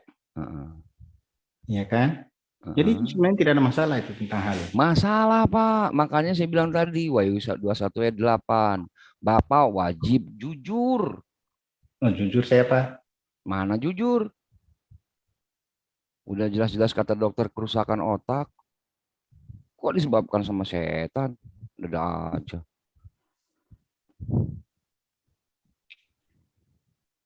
Yang mana lagi, Pak? Banyak ini. Bapak bilang tadi firman Tuhan nggak mungkin salah, kan? Iya, nggak salah. Dan sekalipun turun, dia tidak mungkin turun kayak yang tadi saya bilang. Yang pertama terima si bangsa A, tiba-tiba turunnya di bangsa B, jauh lagi letaknya. Iya ya, Yesus diutus ke Israel, ngajar ke Israel. Kitabnya muncul di Roma. Itu gimana itu, Pak? Karena Roma lah yang terpilih. Bila ke daerah itu. Matius 15 ayat 24. Aku diutus hanya kepada bangsa Israel. Ya, betul. Aku diutus hanya kepada domba-domba yang hilang dari Bani Israel. Mana ada Bani Roma, Pak? Aduh, Pak, kalau ke sini cuma modal nekat, Bapak ke sini ngapain? Bapak baca, kalau ini tadi kita berbicara Taurat tapi udah lari ke perjanjian baru, oke lah. Iya, perjanjian baru itu salah, Pak, karena Kalau yang Bapak lama itu perjanjian lama, Taurat. Jadi Iya, kitab yang oke. baru, perjanjian baru Yeremia 31 itu salah, Pak. Karena yang datang 1450 tahun setelah Musa, itu kitab baru itu salah. Yang benar itu kitabnya Musa. Perjanjian baru itu nggak benar, Pak. Apalagi Pak, Al-Quran mah lebih parah. Nggak ada masalah itu. Al-Quran Kalau mah Mbak nggak nggak ada imani, masalah. kami nggak maksa. Udah gitu La proses ikraha juga itu fiddin. ada kamu segala macam. Kalau kita ini jadi Apalagi kacau itu Pak. gini, Pak. Jadi kalau Bapak Pak, berpikir pencipta Yesus itu bahwa kitab pencipta Bapak lebih Pak, benar, Pak. Bapak salah besar. Pencipta Salah saya besar, ini Pak. Yesus bukan, Pak. Pak, Bapak kalau Saya berpikir ini yang nyiptakan Yesus bukan. Bapak berpikir salah. Yang kalau nyiptakan itu. saya ini Yesus bukan. Ya Yesus lah Pak. Karena kan Oke. Bapak. Yang nyiptakan ya saya Yesus. Yang nyiptakan emaknya Yesus siapa? Ya Yesus juga lah Pak. Oke. Berarti emaknya Yesus wajib menyembah Yesus, Pak ya? Iya, kenapa? Hah? Benar. Bapak ngajarkan anak durhaka kepada emaknya? Bukan Pak. Coba main-main ke Padang, Pak. Tanya sama orang Padang. Kawan-kawan orang Padang. Boleh nggak durhaka sama emak? Nggak mau aku, nanti dikutuk jadi Karena batu, katanya. Karena begitu, karena ibunya itu mengenal siapa sebenarnya kodrat Yesus itu. Kodrat apa kodrat? Itu namanya durhaka, Pak. Kodrat Tuhan. Pak. Ya ini kita diskusi tapi udah masuk ke area agak ini ya. Jadi silakan dilanjut Pak. Pak. Silakan dilanjut Pak. Silakan Jangan lari, silakan. takut. Ya cukup sampai di sini. Ya nggak Kalau apa-apa. diskusi Kalau diskusi harus jujur, Pak ya. Kalau ke sini kalau ya Pak, jujur banget. Kalau nggak tahu ayat, proses jangan modal pewahyuan karena tadi kan nekat. berbicara begini Proses begini Pak. pewahyuan apa, Pak? Halo Pak, begini. Heeh. Awal mula saya masuk karena saya sudah masuk dari tadi saya masuk ke room dulu saya ikut. Oke, kalau pewahyuan ya nih saya ceritakan. Ini salah akhirnya kan ini. Lukas 1 ayat 1. Namanya kan Al-Quran. Iya. Lukas menuliskan berdasarkan penyelidikan. Dengar Pak Domin. Pak Domin Kemudian jangan hanya tiba-tiba diceritakan oleh nanti. seorang yang katanya tidak Pak Domin yang ganteng. Katanya pertama-tama penampakan oleh namu segala macam. Bapak yang ganteng. Ya. Lukas 1 ayat 1 sampai 3. Lukas melakukan penyelidikan. Di situ dikatakan kepada Theophilus yang mulia. Theophilus siapa itu saya nggak tahu. Ya, mengenai keadaan ini kami mengadakan penyelidikan. Tapi ada tapinya nih di Galatia 1 ayat 8. Terkutuklah kata Paulus yang memberitakan Injil. Walau malaikat yang turun dari surga sekalipun memberitakan Injil yang bukan Injil dari kami. Bapak baca Galatia 1 ayat 8. Bapak sudah premi, mana ada Paulus mengatakan bahwa terkutuklah Yon memberitakan Injil. Tidak ada. Bapak baca yang benar. Ini Bapak ini manusia apa sih? Jarang baca Bible apa kamu ini? Dasar. Biar saya aja Pak. Enggak, diam dulu kau, Lai. Biar saya aja dulu. Coba sini kau. Baca ini dulu. Kristen goncang. Baca ini dulu. Demian domain. Baca coba. Tetapi sekalipun kami atau seorang malaikat dari surga yang memberitakan kepada kamu suatu Injil yang berbeda dengan Injil yang telah kamu beritakan kepadamu, terkutuklah dia. Betul kalau tadi kau bilang nggak ada ayatnya. Sekarang kau bilang betul. Dasar munafik. Betul kalau Injil yang diberitakan bukan Injil yang diajarkan oleh ke-12 rasul. Ganti peserta. Ini orang nggak tahu kitab ini. Kalau orang Karang ngobrol sama si kenaik. Apa kabar bro? Itu orang-orang itulah yang ya boleh. Bro, kita ngopi aja bro. Ini ya, bukan manusia nih, nggak tahu aku dia apa itu. Pak Domin, biar saya hadapi dulu ini si Tristan ini. Katanya nggak ada dari tadi tadi banyak. terkutuk. Itu ada terkutuk. Terkutuk itu bukan mereka yang Udah kau jangan mengantarkan banyak cakap. yang palsu. Yang Pendusta. palsu, dia menulis tidak sesuai Otak kau tuh udah penuh apa aku nggak tahu. Nggak Iya nggak boleh masalah, gitu. aku nggak suka. Pantang. Dia Nggak boleh. justru mendustakan firman Tuhannya sendiri. Domin, Tidak, Pak. kau nggak Tidak. boleh membela orang yang tidak mengakui di situ ada terkutuk. Kemudian dia berbalik arah. Di situ tuh yang dimaksud apa, Pak? Jangan banyak ngomong mengajarkan kamu. seolah-olah Domin. Bapak ini terkutuk ini, Bapak baca. Aku suka Kalian diskusi ini sama orang Bapak jujur nih, kayak Pak baca, Kenaik ini bawa kuda. tapi tidak sesuai dengan ajaran Kristiani, itu Bapak Apa terkutuk. kamu ini? Tapi kalau kami ini tidak, Pak. Kalau Bapak ini baca Injil. Ini menyatakan Injil Lukas, Yohanes, Markus, Matius, Petrus, Yakobus itu terkutuk. Bukan mereka, Pak. Mereka itulah yang mengajarkan Injil sebenarnya. Loh, Kalau Bapak yang membaca, betul itu hanya Injil punya Paulus. Biar aja Pak Domin, biar aja. Pak. Ya. Siapa, Pak? Mana aku tahu orang tulisannya begitu. Tristan. Yup. Mana Tristan nih?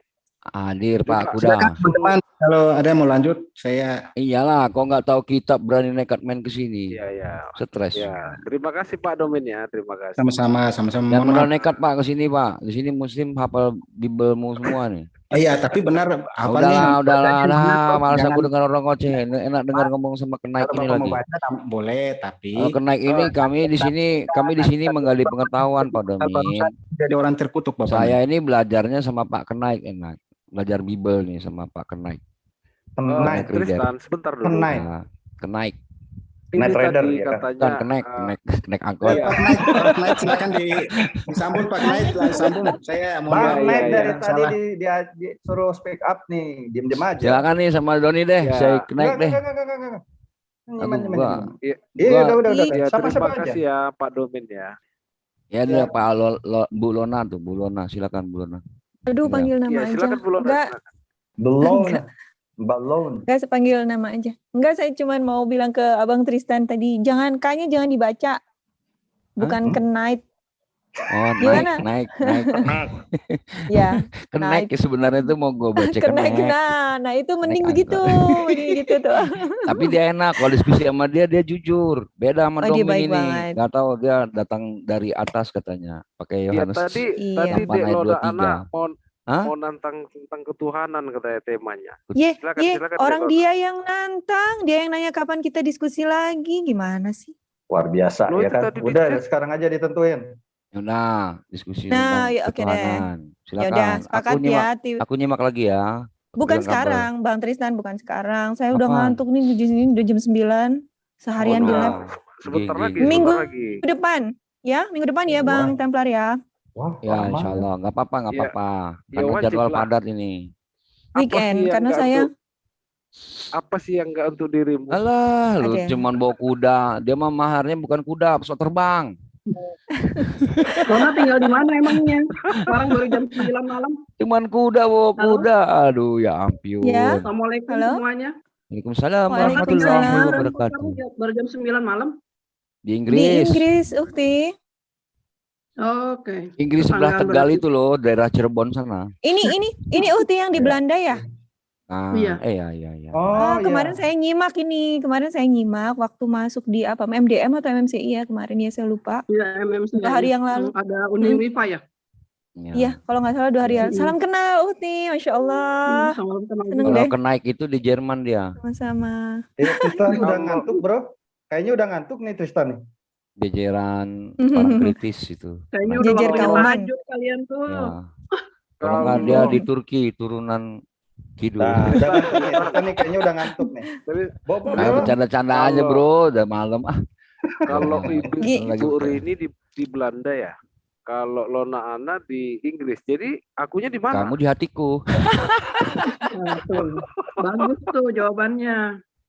Luar biasa ya kan. Jadi gombal-gombalan ini. Gimana diskusinya ini? Iya, ini sedikit dari paparan Bu Rini dengan Lona Ana. Nggak, Ini di perlu Al-Quran ada begini nih ayatnya nih. Afala yang zuruna ilal ibili kaifa khuliqat. Jadi apakah kamu tidak melihat bagaimana Allah menciptakan kuda atau unta ya, unta di situ. Pernah nggak berpikir?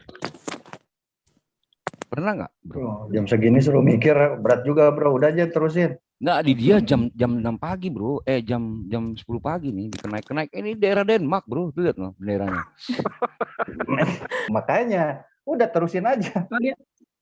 Kalian ini belum pada Tadi tidur. swipe aja uring-uring kan. Enggak, saya baru bangun tadi. Bangun dari apa? Dari kenyataan. kematian. Ya, udah. Ya, bangun dari ketiga hari ini saya.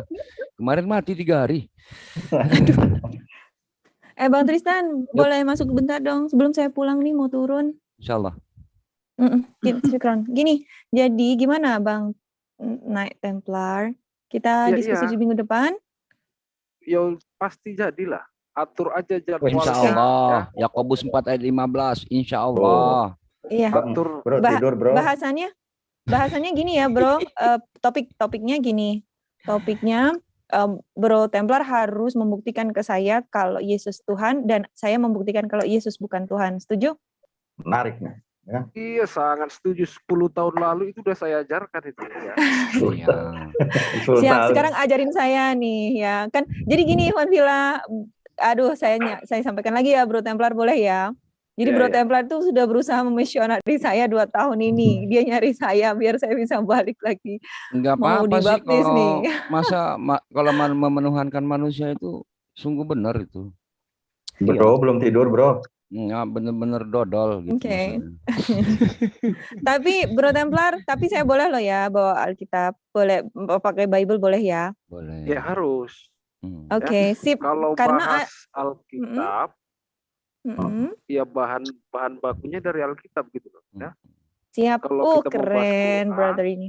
Ya bahan bakunya dari Al-Quran berserta hadis dan tafsiran para ulama ya. Masya Allah, jangan keren. Jangan pakai tafsiran Tristan.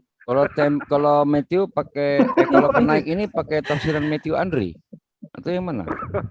Ayo. Ya jadi gitu ya. lari. Oke, jadi sepakat ya di tafsir baru itu. Saya sih masih tafsir Al-Maksur. Di FDLA sini aja ya, Bro ya. Ya, di sini aja. Insyaallah. Kalau untuk Delona apa sih yang enggak? Alah, luar mulai biasa. Oh, ya kan? beneran nih. Iya, saya nggak mau sebenarnya. Besok. Saya apa? Saya nggak. Dia kan bilang kalau untuk Delona apa yang enggak. Maaf. Oke. Naik Templar, tolong dong. Anda laki-laki, jagalah marwah Anda. Enggak, dia pakai kuda, bro, maharnya. Gak apa-apa. Nanti kuda jaga marwah Anda. Kita makan rame-rame. Oke, Naik Templar. Udah kita fokus. Kita fokus ke topik diskusi, oke? Jadi Brother Templar kita sepakat minggu depan. Cuman kalau hari Minggu gimana?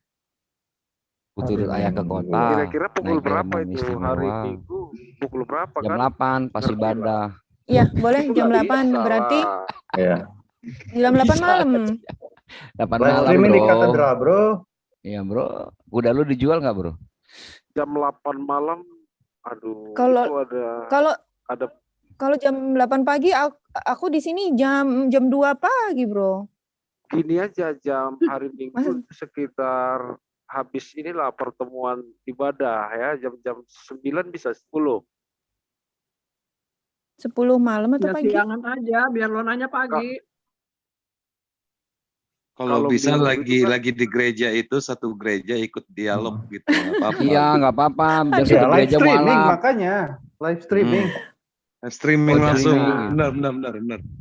Malah saya setuju, ntar saya bawa satu masjid saya untuk dialog sama Templar, sama gereja Templar. Mau nggak, Plar? Jangan, yang ada berantem ntar. Nggak apa-apa. Biar buka semua itu YouTube-nya, Zoom-nya, FDLA. Satu gereja itu. Ya ini kan Pak Budi. Delona ini kan tantang debat. Katanya head to head ya. Orang dia yang masih nantang kemarin-kemarin. Nah, sekarang dibalik kan. Enggak, itu udah biasa. Biasa, Filipi 1:18. 2 Korintus 5:24 itu udah biasa. Filipi 1:18. Nah, udah biasa, itu 2 Korintus 5 itu udah biasa begitu modelnya. Pakai Korintus. Ya, kok pakai Korintus? Pakai Filipi aja. Enggak, Korintus sudah pakai Maksud baik atau Korintus biasa dusta, Bung Kristus Lon, dimintakan. bolak-balik kata. Itu 1 Korintus 19 ayat 20. Oh iya, 1 Korintus 19:20 Iya. betul. Ya salah itu. Jadi gimana ini? Hah? Mana aku tahu? Aku kan baru Ini bangun. Neng, apa Mbak Lona? Kenek. Ya, Bos kenek. kenek. Oke ya. Iya, Dijadwalin aja. makanya. Jadi gini Hari keneknya. Minggu, Kenek. pukul berapa? Nek. Kalau pagi itu sampai siang nggak bisa, sore ada waktu sebentar, malam ada pertemuan lagi tuh ya. Oh, nggak bisa berarti. Nggak bisa tuh. Kalau di atas jam 9 malam, ya kemungkinan udah standby. Kenek, aku mau nanya, Nek. Boleh ya? Oh, jam Sebelum 9 pagi berarti. nih. Boleh ya? Kalau buat Ilona kan malah bagus Bro, kalau jam 9 Tristan malam belum di sana. tidur ini. Nggak Iya, mau nanya boleh. dikit aja sama Kenek ini. Jam 3 sore Udah kan deal ya, berarti, Non? itu ya. Udah deal ya. Mau Iya. nanya sama Kenek nih. Nek, Iya, Amsal 19 ayat 5. Saksi aduh dusta. Bang Tristan ini. Iya. Kan udah deal. Udah deal kan? Belum, jamnya tunggu dulu dong. Sabar. Oh. Rem dulu, Kenek, rem dulu. maunya jam berapa, Nek?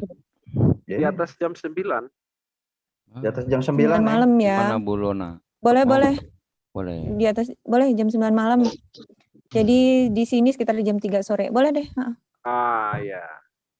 Kalau di bawah jam Oke. 9 takutnya ini ya. Jadi deal ya. Oke, gini aja deh biar aman. Oke, tapi pasti fix jam 9 kah, brother? Atau 9.30 gimana? Wah, Ya, ini banyak boleh lagi. 9.30. Oh ya udah juga 9 boleh. aja ya. Semakin malam kan semakin ini. Tahdo. Gimana? 9 aja deh Enggak, ya. Gimana sih? Maksudnya semakin fokus gitu. Oh loh. iya. Ya udah. Oke, deal. Hari Minggu jam 9 next week di FDLA. Oke? Oke. Oke, thank you. Oke, aku mau nanya Hari dikit Minggu ini. Aduh, nanya belum Dikit bobo. aja, aku mau nerusin siang Domin Domin. tadi, dikit aja, nggak banyak-banyak. Si Domin tadi mengkonfirmasi bahwasannya Yesus yang menciptakan emaknya. Itu betul nggak, bro?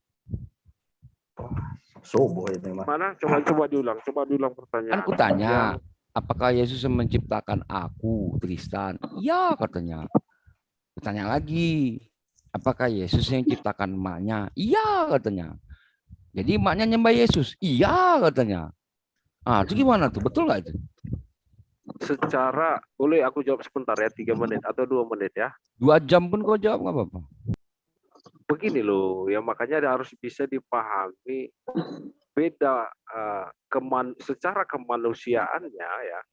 Yesus itu memang anak dari Maria ya. Tapi natur ilahi yang ada pada dirinya itu tertulis sebagai sang pencipta. Karena olehnya segala sesuatu itu dijadikan. Nya-nya itu huruf besar N-nya ya. Nya itu menyatakan dirinya yang ilahi. Jadi kalau Tristan tadi bertanya, apakah Bunda Maria itu emaknya? Ya, secara daging lahiriah, ya betul. Apakah Yesus itu disembah emaknya? Iya, secara keilahian yang ada di dalam dirinya, iya betul. Gampang kan?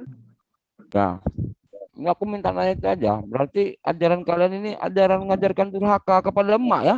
Tidak, Mak. Tadi kan sudah dijelaskan. Nah, aku nanya itu aja, itu benar apa enggak gitu. Coba jangan saja dijelaskan. Ya enggak benar lah. Yang benar itu begini, secara manusia memang dia itu anak dari Maria. Tubuhnya, jasadnya, badannya itu anak Maria. Ya. Makanya Maria berkata, darah dari darahku, daging dari dagingku. Ya memang betul, jasadnya itu betul.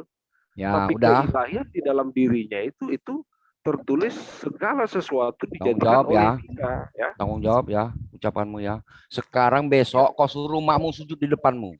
Nah, ini harus bisa dibedakan. Ya. Kira-kira pantas gak itu? Itu aja aku tanya. Karena saya tidak ada keilahian di dalam diri saya, ya nggak boleh. Paham nggak? Kata Yesus ya, kerjakanlah seperti yang aku kerjakan. Dan kerjakannya lebih besar daripada aku. Yohanes 14 ayat 12. Kerjakan besok bro.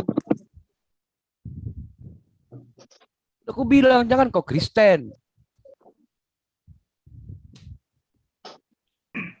Suruh mualaf tak mau. Kalau nggak Kristen ntar minggu depan nggak Ya jadi udah, diskusi, ya minggu bro. depan ntar debatnya gimana ya? Gak usah lah, kok Kristen aja lah. Gimana sih? Ya udah gak jadilah. Itu apa? Yang dari Belanda itu mbak-mbak atau ibu-ibu atau udah gimana? Mana? Speak up dulu lah, kasih Tristan. Oh ya, Ibu Lona silakan Oh lanjut. saya, Oh iya. tergantung. Bisa mama, bisa ibu-ibu, bisa Loh, tergantung perbandingannya sama siapa. Ya bolehlah speak up dulu ya kan dengan Mbak Lona ya kan.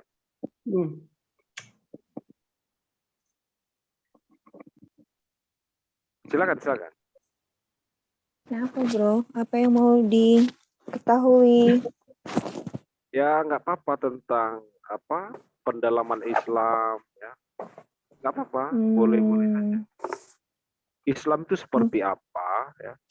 Islam itu yang disebut dengan rahmatan lil alamin itu. Kami itu lembut bro.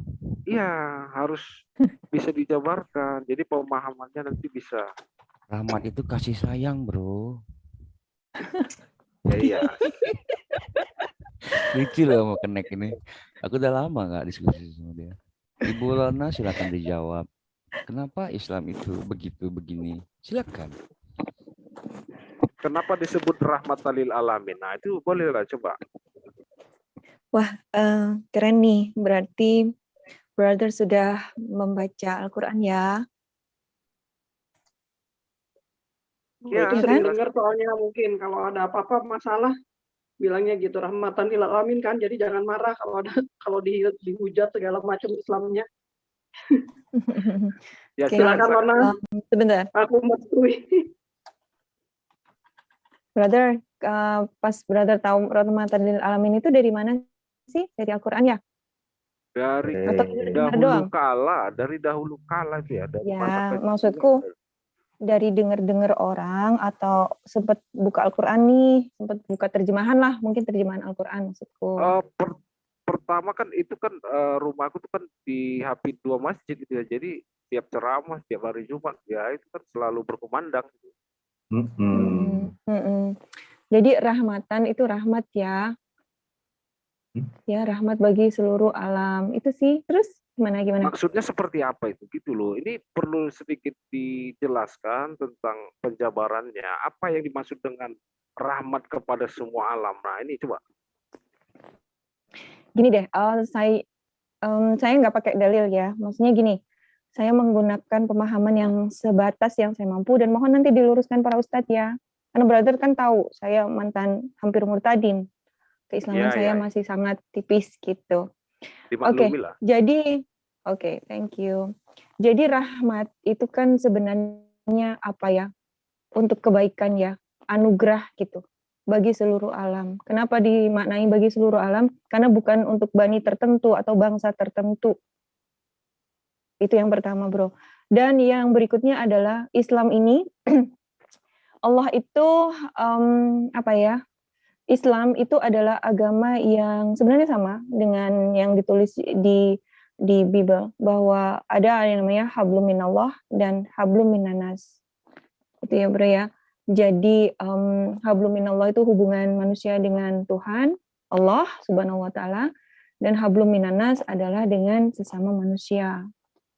Nah, jadi yang dimaksud rahmatan lil alamin seperti yang tadi saya nyatakan itu adalah boleh dibilang rahmat bagi seluruh alam dalam arti tidak hanya, maksudnya Muslim dalam arti sebenarnya definisi rahmatan lil alamin itu kan untuk Rasulullah awalnya ya.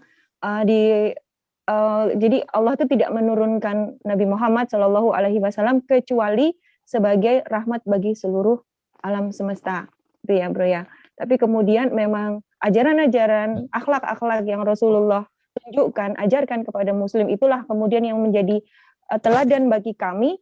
Kemudian yang kemudian menjadi rahmatan lil alamin untuk seluruh alam yang lain gitu. Maksudnya gini, jadi Muslim itu menjadi agen ya bro ya, agen untuk gimana ya ngomongnya ya. Ini saya pakai bahasa sendiri. Agent. Gimana? Ya. Agent. Agen CIA, FBI. agen untuk membawa pesan-pesan teladan-teladan Rasulullah itu untuk kita aplikasikan dalam kehidupan sehari-hari, bro. Jadi misalnya gini, contohnya ya, kepada sesama manusia, kami dilarang untuk menyakiti dengan lidah ataupun dengan tangan kami, ya bro ya. Kemudian bahkan jangankan menyakiti langsung, menghinakan, bahkan mengolok-ngolok, kamu gendut, kamu jelek, atau kamu pincang dengan fisik yang ada di dirinya, itu kami tidak boleh, bro. Kami tidak diizinkan untuk itu. Jadi kehormatan seorang muslim itu luar biasa, harus kami jaga dari mulut kami. Bahkan yang namanya ghibah itu terancam dosa besar, fitnah apalagi itu melebihi pembunuhan. Dan apalagi ya, aduh banyak, jadi bingung ngomongnya. Mohon saya dikoreksi para ustadz. Ya, boleh saya tambahin ya? Aduh, Boleh, belum boleh. tidur, bro. Wa ma arsalnaka illa rahmatan lil alamin. Anbiya 107. Kasih sayang. Misalkan Ar-Rum 21. Kama wa min ayatihi an khalaqalakum min azwajikum litaskunu ilaiha, gitu ya. Perintahnya juga ada. Fankihu ma tabalakum minan nisa'i masna wa sulasa wa ruba. Sehatin. Berkasih sayang dengan menikah. Menikah diatur. Di Ar-Rum 21. Namanya berkasih sayang. Di Kristen kan nggak diatur menikah. Bagaimana berkasih sayang? Matius 22 ayat 37 sampai 39. Kasihlah sesamamu. Aturannya mana? Oh, di Islam aturannya jelas. Berkasih sayang kepada orang tua, Luqman ayat 15. Ya. Wala taqul lahuma uffin wala tanharhuma wa qul lahuma qawlan karima. Jangan kamu berkata saja nggak boleh. Beda dengan Lukas 23 ayat 46. Salah, Lukas 13 ayat 46. Jika seorang datang kepadaku kemudian dia tidak membenci ayahnya, ibunya, bapaknya, anaknya, dia tidak akan menjadi muridku. Jadi yang dimaksud dengan rahmatan lil alamin itu Sebentar. Itu substansi kepada hablum minannas. Nah, hablum minallahnya itu adalah diturunkannya sholat. Ya, berkasih sayang dibilangin kepada dulu kali hablum minannas itu hubungan antar manusia. Ya. Kalau hablum minallah itu hubungan manusia dengan Tuhan, dengan Allah gitu. Ya. Terbingung kalau nggak dijelasin gitu. Siap. Jadi maksudnya begini, kalau Nabi Muhammad SAW tidak diutus, maka kami akan buta. Man kana fi hazi a'ma, fa fi akhirati a'ma. Barang siapa yang di dunia buta, maka di akhirat dia akan buta. Buta jalan kepada apa? Kepada surga, bro. Gitu, bre. Nabi Muhammad SAW itu Al-Baqarah 119 membawa peringatan dan berita kabar gembira. Peringatan itu aturan dan larangan ada di Quran. Peringatan misalkan takutilah azab neraka. Gitu. Dan menunjuki kami jalan ke surga. Saking sayangnya Allah kepada kami. Itu sih sebenarnya hakikatnya. Kalau dari Mbak Rini ada tambahan? Nggak apa-apa. Iya, kalau apa namanya rahmatan lil alamin itu jadi membawa kebaikan untuk seluruh dunia, baik manusia maupun hewan-hewan, binatang-binatang, dan alam ini harus kita jaga. Karena itu keseimbangan. Itu bentuk perwujudan dari kasih sayang itu tadi. Jadi kalau di kami memang yang dibilang itu tadi kayak Lona bilang kan itu buat Rasul ya, buat Nabi Muhammad itu. Jadi beliau itu membawa aturan-aturan karena beliau itu pembawa pesan istilahnya dari Allah, dari Tuhan. Jadi dia yang mencontohkan kepada kita, yang ngajarin banyak hal, yang memberi contoh. Kan kalau ada buku, ada manualnya, kalau ada yang nyontohin kan itu lebih baik, lebih mudah untuk diikutin. Apa yang ada di Quran misalnya gitu, itu kan harus ada yang mempraktekkan sebenarnya. Jadi apa aja yang dipraktekin, bagaimana beliau bersikap pada orang dalam keadaan marah atau dalam keadaan marah, dalam berperang sekalipun, itu tuh ada aturannya kalau dalam Islam gitu. Jadi orang berperang itu nggak cuma asal main habisin, main hancurin segala macam yang ada. Enggak, kalau di dalam Islam itu kita Rasul itu diajari, dan apa yang beliau ajarkan itu bukan beliau sendiri yang mau, tapi itu bimbingan dari Allah juga gitu. Jadi ya, semua yang beliau lakukan di Quran itu ada, itu semua apa yang beliau katakan, apa yang beliau kerjakan, apa yang beliau lihat, semuanya itu berdasarkan petunjuk dari Allah gitu, yang dibimbing sama malaikat Jibril. Kalau kalian bilangnya Gabriel ya.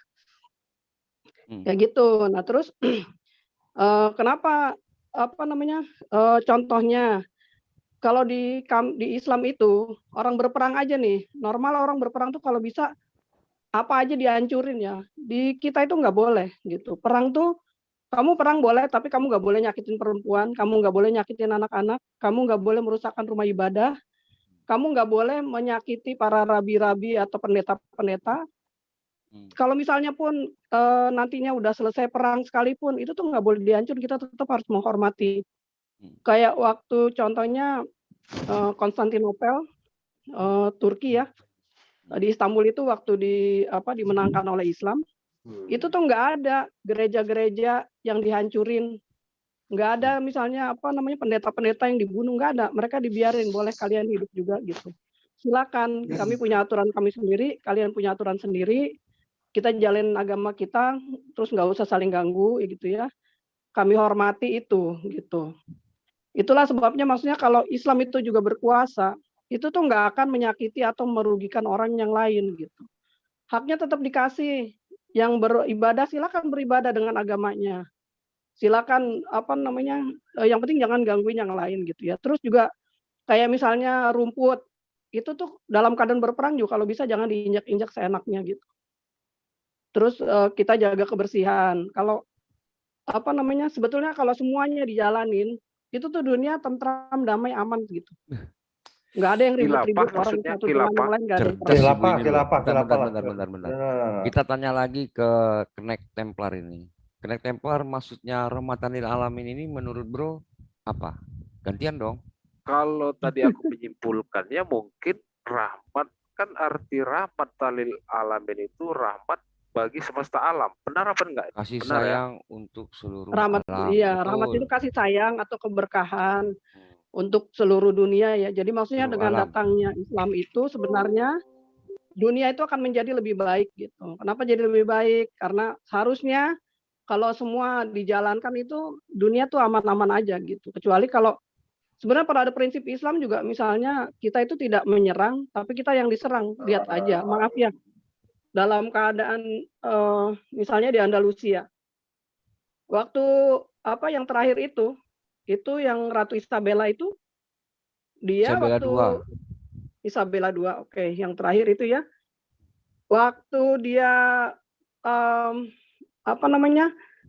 udah dalam posisi menang lah gitu istilahnya. Itu orang Muslim itu mereka pilihannya cuman kamu dibunuh atau kamu jadi orang Kristen gitu. Banyak orang yang misalnya diam-diam gitu ya, oke, saya ngaku Kristen tapi belakangan diam-diam, itu tuh dihabisin bener. Nah kalau kita yang berkuasa orang Muslim itu nggak boleh kayak gitu.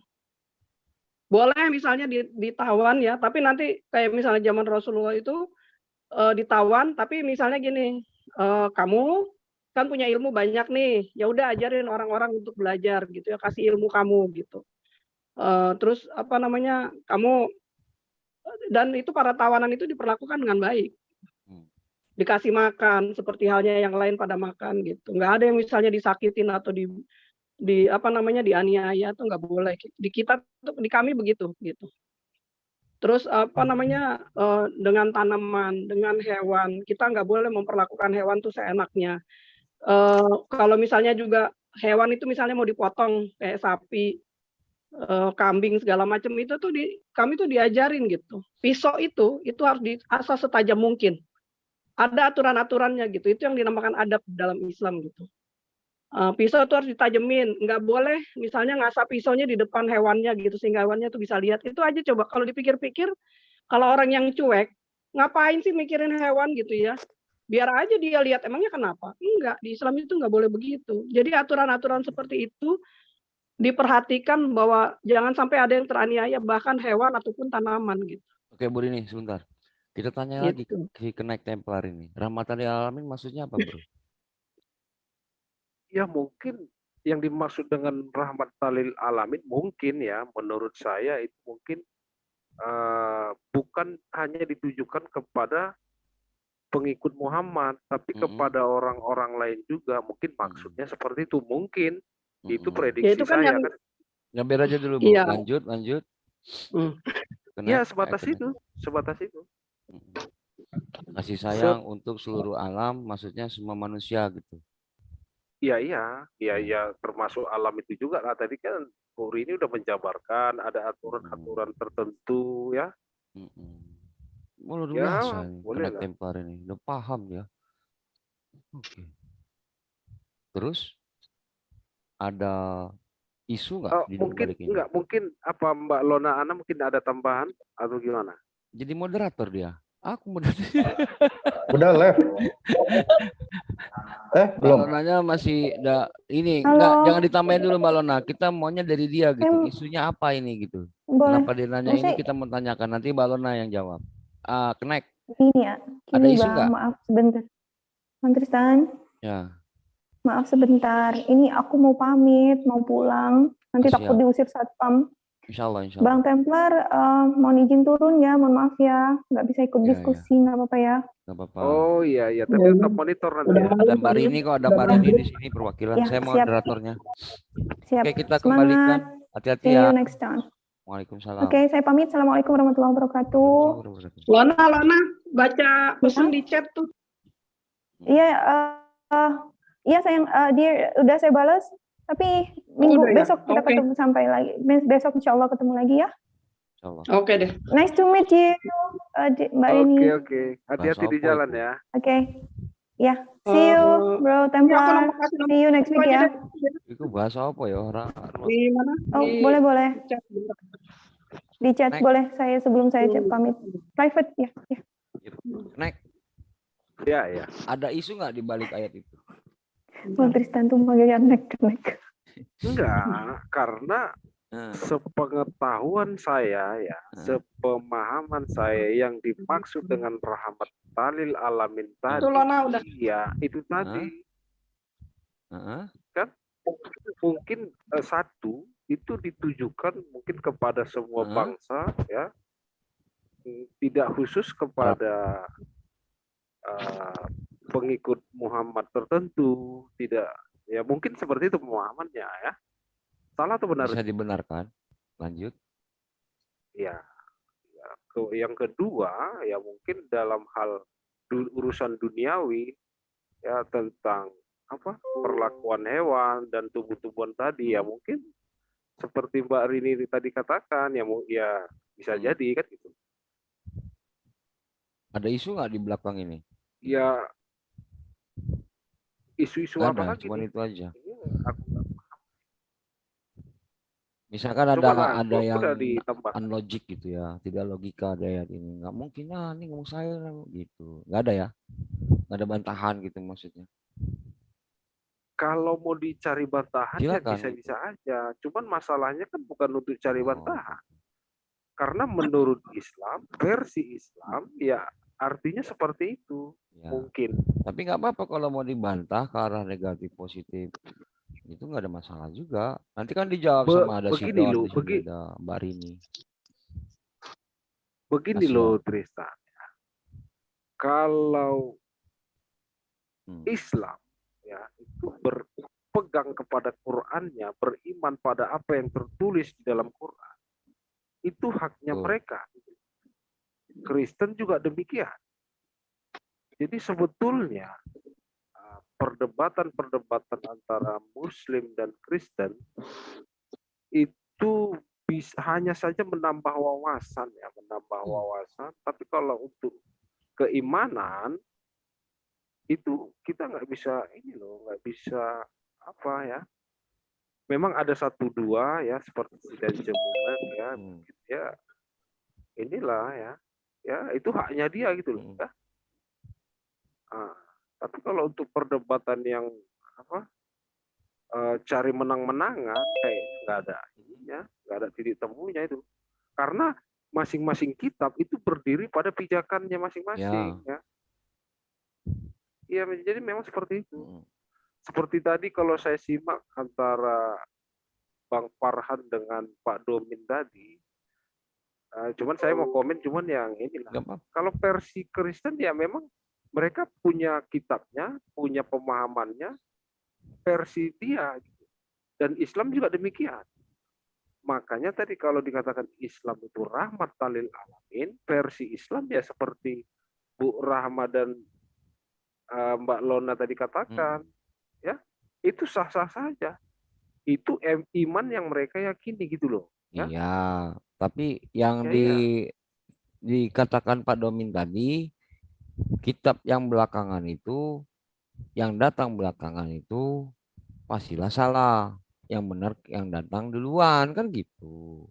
Menurut Bro, ini kan narasi-narasi zaman Doeloe yang debat-debat di WhatsApp ini gitu kan. Itu apakah ini perlu juga dipaparkan karena kalian pun datang belakangan dibanding Judaism. Begini, yang terdahulu yang terkemudian itu bukan faktor penentunya. Nah, ini dewasa ini. Tapi karena ya kita contoh ya, saya ya biar Domin dengar dulu, lanjut. Ya Yahudi itu boleh kita katakan terdahulu. Ya. Itu Yahudi itu datang terdahulu, tapi Yahudi punya pijakannya. Yahudi punya pijakan, punya pedoman, punya tafsiran tersendiri. Dan kesimpulan dari semuanya itu mereka menolak Yesus. Ya itu haknya mereka. Kan begitu. Ya. Kemudian di dalam Kristen dan Islam juga seperti itu. Makanya setiap kitab itu punya landasan, punya landasan pedoman iman masing-masing. Nggak boleh dicampur aduk, nggak boleh digebiah uyah gitu tafsirannya. Dari perjanjian lama nafsir ke Quran, dari Quran ini ke apa, itu nggak bisa. Versi kitabnya itu tafsirannya masing-masing. Yang mengerti, yang memang cukup expert di dalam bidang ininya tafsirannya gitu loh ya. Jadi kalau dicampur-campur itu nggak bisa, nggak akan ketemu sedikit itu. Sedikit saya masuk ya karena membawa nama saya ya. Sebenarnya saya udah dingin banget nih, udah capek banget di perjalanan. Tapi gini ya, saya memahami bahwa tafsir semua ya ketika memahami kitab suci pasti pemahamannya adalah pemilik kitab suci itu pasti paling akan paling merasa benar ya. Itu pasti. Tetapi ada satu hal di sini dalam ruang dialektika seperti ini yang dicari adalah satu, posisi terkuat adalah ketika ada dari sumber lawan yang dijadikan rujukan untuk membenarkan argumentasinya. Itu paling tinggi karena ada pengakuan dari pihak lawan, artinya ada kekristenan yang mengakui dan membuat sebuah argumentasi seperti itu. Walaupun nanti kita selidiki lagi narasumber yang mengeluarkan perspektif itu apakah kompeten atau tidak dari sumber lawannya, itu paling tinggi sebenarnya. Yang kedua dari faktor universal. Apa itu universal? Yang bersifat umum. Seumpama ada seorang yang bukan dari Kristen, bukan dari Islam, seumpama seorang ateis atau agnostik ya, yang mengeluarkan sebuah statement yang mendukung argumen salah satu dari kita, itu kuat. Karena apa? Semua pasti dari kita akan membenarkan argumentasi kita dan membela kitab kita. Tetapi ketika ada ya, seumpama saya membawa contoh gini, Bert Ehrman, dia kompeten. Kenapa kompeten? Satu, dia profesor di bidang perjanjian baru. Nah, kalau ini di dalam ruang dialektika, Anda harus bisa membantah juga orang yang expert di dalam agama Islam, yang mempunyai kapabilitas Islam, menawarkan itu, gitu loh. Itu saja sih, sebelum saya pamit ya. Saya pamit dulu. Iwan Pilas, saya mohon maaf kalau saya ini. Assalamualaikum warahmatullahi wabarakatuh. Waalaikumsalam warahmatullahi wabarakatuh. Ya, silakan lanjut. Connect Templar.